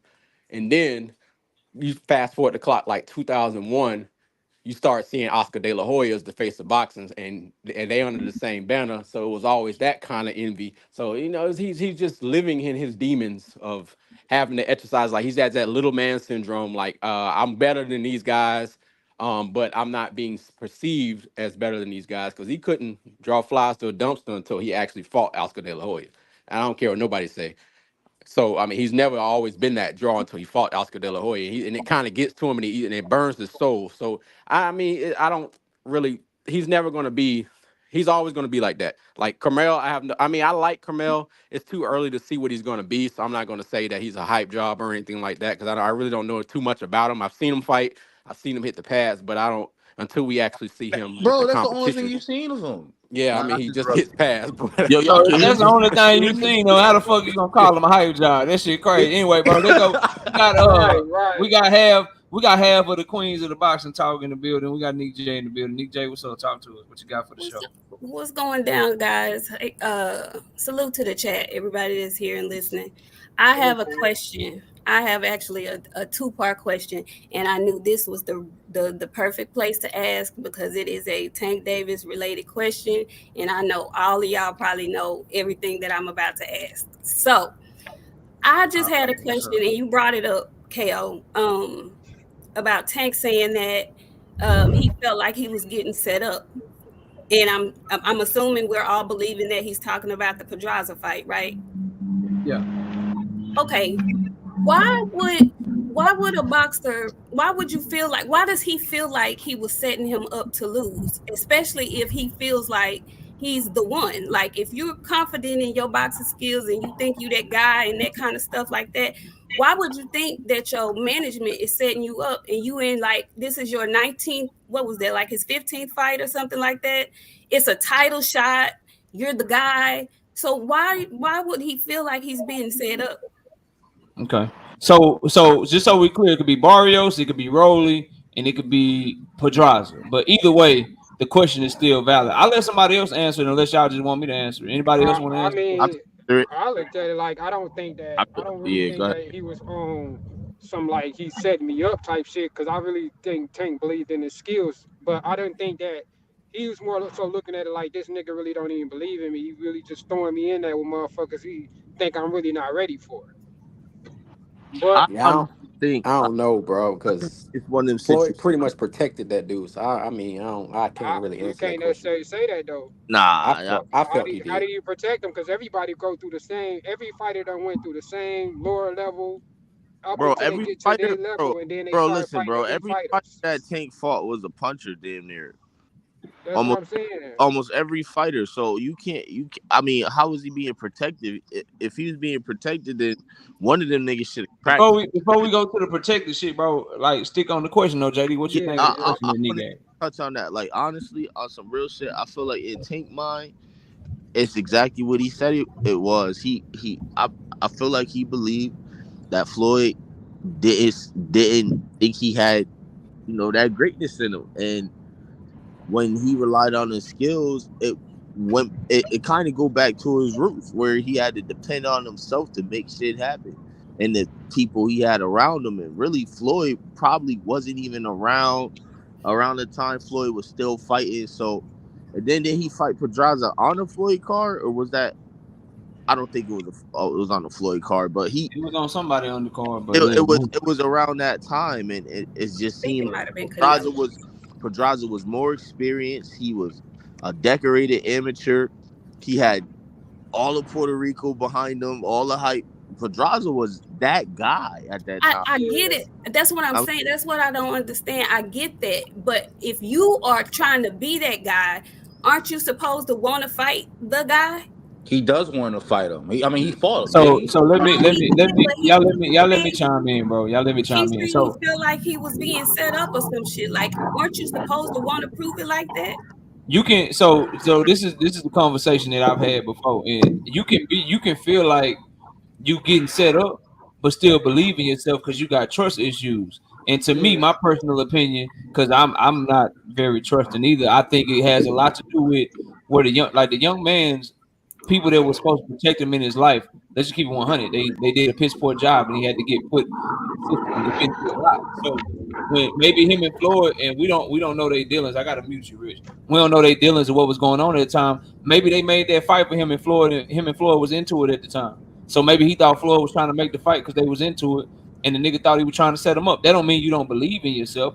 I feel like a lot of times I get invited to different panels of motherfuckers I don't even know, and I'm like, yo, is this shit a setup? That don't mean I don't believe I'm a cook, motherfucker. That just mean like, all right, y'all need, let me keep my eyes open and shit. And clearly, when the fight went, and you can tell just off of the way that he fought. When he went in the ring, he didn't fight like a motherfucker that was unsure of himself or was questioning his skills and shit. He was whooping on that ass from the opening bell. So I think the way that he fought Pedraza from opening bell, it ain't like he caught Pedraza and he was like, oh shit, I really am that nigga. Now I'm confident. I caught him. Let me step on him. No, he started stepping on that nigga from the opening bell. So I think the way that he fought leads you to believe that what he meant by that was, yo, this motherfucker really trying to set me up, but let me show him something. So I don't take a lack of confidence from that shit. I take more so a young man who's people that were supposed to depend on, that he was supposed to be able to depend on, like our mothers, like our fathers or whatever. He wasn't able to depend on them in the early age. And as a result, if he get into it with a motherfucker like Floyd, who's new, who he didn't really know at the time, they just started working together. Maybe him and Floyd had an argument or a disagreement, and then the fight get made. He ain't talked to Floyd yet because we were just talking about how Floyd is disconnected from the business. And the motherfucker, he probably felt like he was trying to set him up. And if he hadn't said it before, then I'd be cool. He said it against Pedraza, and he said it on 2 other occasions. And in all those occasions, he never went out there and fought with a motherfucker that lacked confidence. So I think it's truly him just not trusting Floyd. And obviously, it's looking like he had every reason not to trust the motherfucker, because we see how Floyd been acting ever since Tank Davis wanted out of his contract. We see what's going on. It couldn't have been the Pedraza fight though, because who had Pedraza fought at that time? He won a vacant, if I believe so. Like, wasn't that a vacant that he won? Man, I don't even think that, Ronnie. Maybe that was probably the first time they got into it. It started this we gonna get into it every time we fight. We just don't know the ins and outs. But I would just say what we do know is this: regardless of what you think the reason is, you can't say it's because he lacked confidence or he didn't believe in himself, because we all watched him go in there and fight with full confidence. Yeah. So we can't. So fuck all the hypotheticals and this and that. What we do know is that he went in there and he showed no lack of confidence. He was on that motherfucker from the word go, whooping on that ass. So we can safely assume that he wasn't saying it because he was worried about losing to that motherfucker. Right, and that's why I'm kind of like at a disconnect when it comes. It couldn't have been a Pedraza. I get Loma, I get the Loma one, and I get the Rolly one. It was Pedraza, and he didn't just say it with Pedraza like KO said. He said it with Pedraza. He said it again with Rolly, and I don't think nobody felt like he thought he was gonna have no trouble out of Rolly.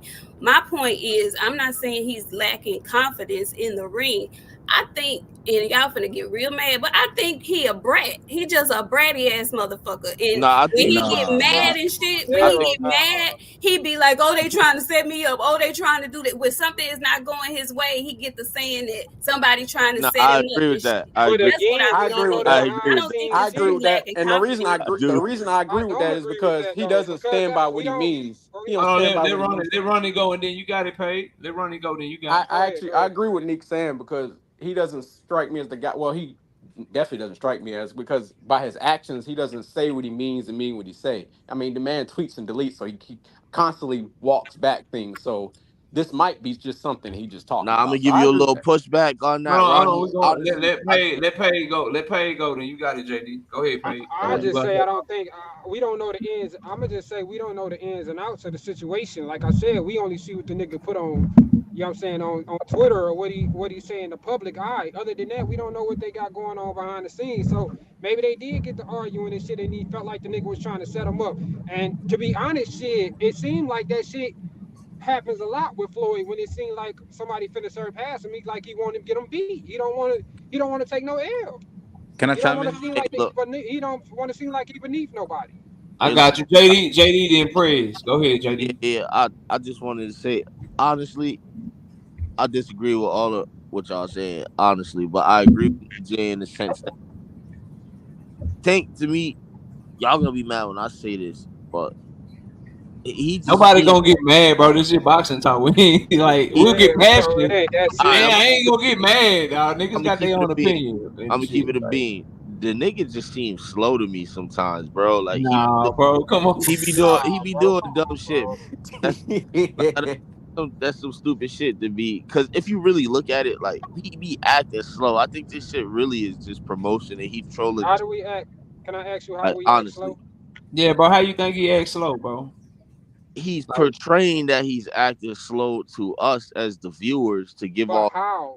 yeah, Like give me an What? example, bro. I'm trying to follow you. as an example, everything out there in the world shows that Ryan Garcia is a cheater, right? Okay, The nigga Tank said he didn't cheat, but okay. everything shows that he cheated. Nah, he just Did the hated commission op. come That's He's out all with that a is. ruling? deliberately acting like he's just oblivious. When I say slow, he actually No, oblivious to shit. Nah, bro, that's not no no. good enough And Kevin answer, Haney bro. is just I the think op. that's That's how. all he doing. I He think just that's how trying to. he get a lot of. let I me think it's break how. it down. Let, I think y'all let, missing the mark, bro. Go ahead. let I me think y'all are all with the let brat me shit and the slow shit. listen, Y'all listen, really listen. missing Let the me mark, break it man. Well, down. I Go Let ain't me ahead. say break he it was down. slow. Now I Let ain't me say break that. it down. Let me break it down. Shit, you pretty much insinuated that shit. Holy shit, bro. Let me break it down. I Break say it down, homie. in the a sense that he's oblivious to shit, but he's portraying some shit that he's not actually. Like I really feel like this shit is just promotion. He be acting certain ways for shit and doing certain things to kind of make y'all tick and keep talking about him, which actually is something that he might have learned from Floyd, how to market himself just in his own way. I So you truly think? don't believe I truthfully don't believe that he believed in his mind that Floyd set him up. Because even if he did, look at how much he gained from being set up and where he is today. That's my perspective on it. But maybe that's Already, Prez, what's up, man? What did you want to So, say? what she says, I don't agree of Tank being a brat. I actually agree Tank is right about Floyd setting niggas up. The reason why I believe this is because there's a lot of Floyd Mayweather promotion fighters who are leaving his camp. We have John Ingram, we have Jaleel Hackett, we have guys like Andrew Tabiti, who hasn't fucking fought nobody But in that's not over being shit. set up. No, no, That's no, no. being I'm shelled. that goes further into my point. These guys aren't getting promoted by Floyd. Floyd doesn't talk about them. He doesn't give a fuck. The only person he's caring about right now, and that nigga stuck in Dubai, by the way. But the only guy he's fucking talking about right now is Camaro Moten.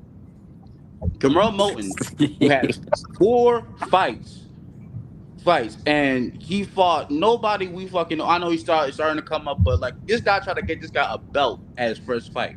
You don't think that's fucking suspect? He didn't do that shit with Tank. He I didn't think do that shit with Floyd nigga. nobody else. But hold on, Well, that goes to Bob my Arum other tried to do point. that with Tank, Loma. So Tank, what's that Tank, got to do with anything? huh? Right. I think you hate Go ahead, Wait. go ahead and Okay, land your y'all can plane. say And that. I got something I want to say. Go ahead and land your plane, Prez. Y'all can say that about Loma, but Loma was getting promoted by Top Rank by Bob Arum because he was the next great white hope. But but back to what I'm saying about Tank. Tank did tell that nigga Shakur, hey yo, Floyd don't give a fuck about you. You ain't gonna be having no fights under this nigga. He ain't going to promote you. And if you ain't with him and dick eating this nigga, he don't give a fuck. Fuck. And when the little spit, y'all always thinking they always trying to promote some shit, but it's not. It's not about that, bro. Tank is a Al Heyman fighter. He works for PBC. He does not fight for Floyd. Not anymore. That's all I had to say.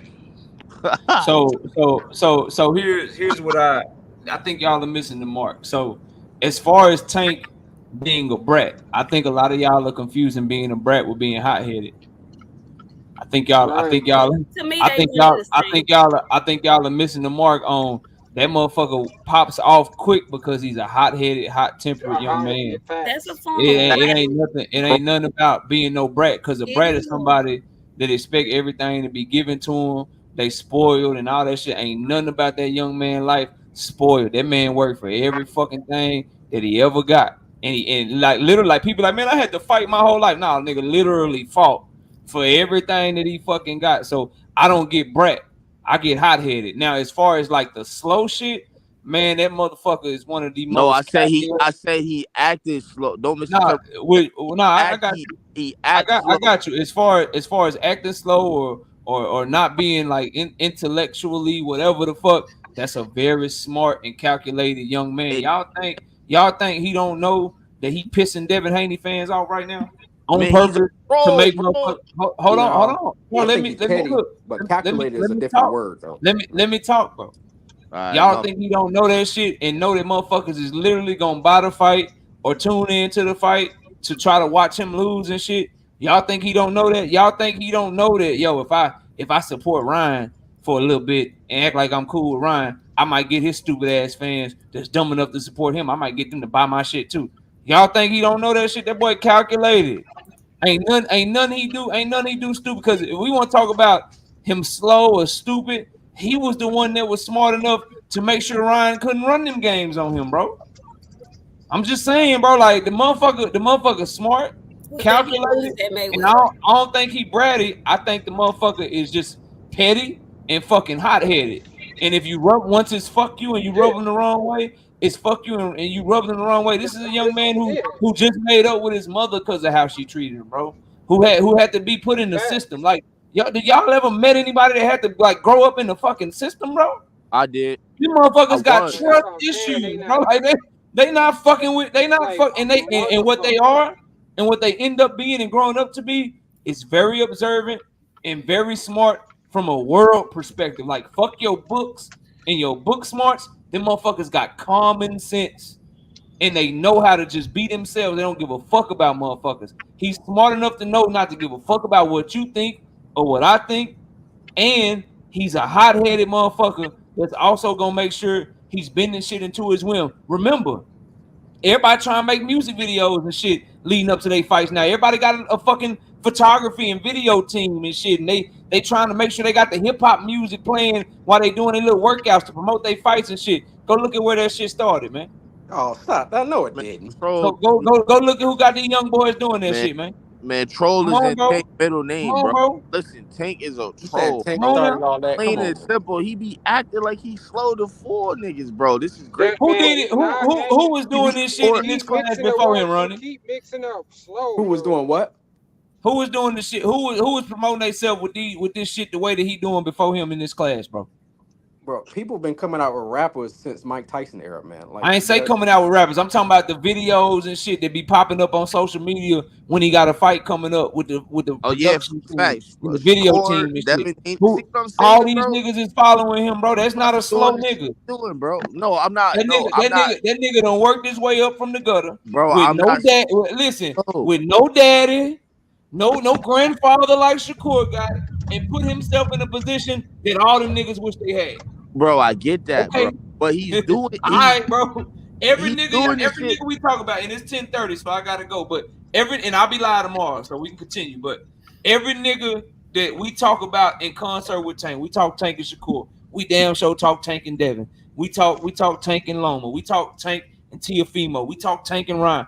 All the people that we put in his orbit that we want to see him fight or that we debate with, all of them want his spot.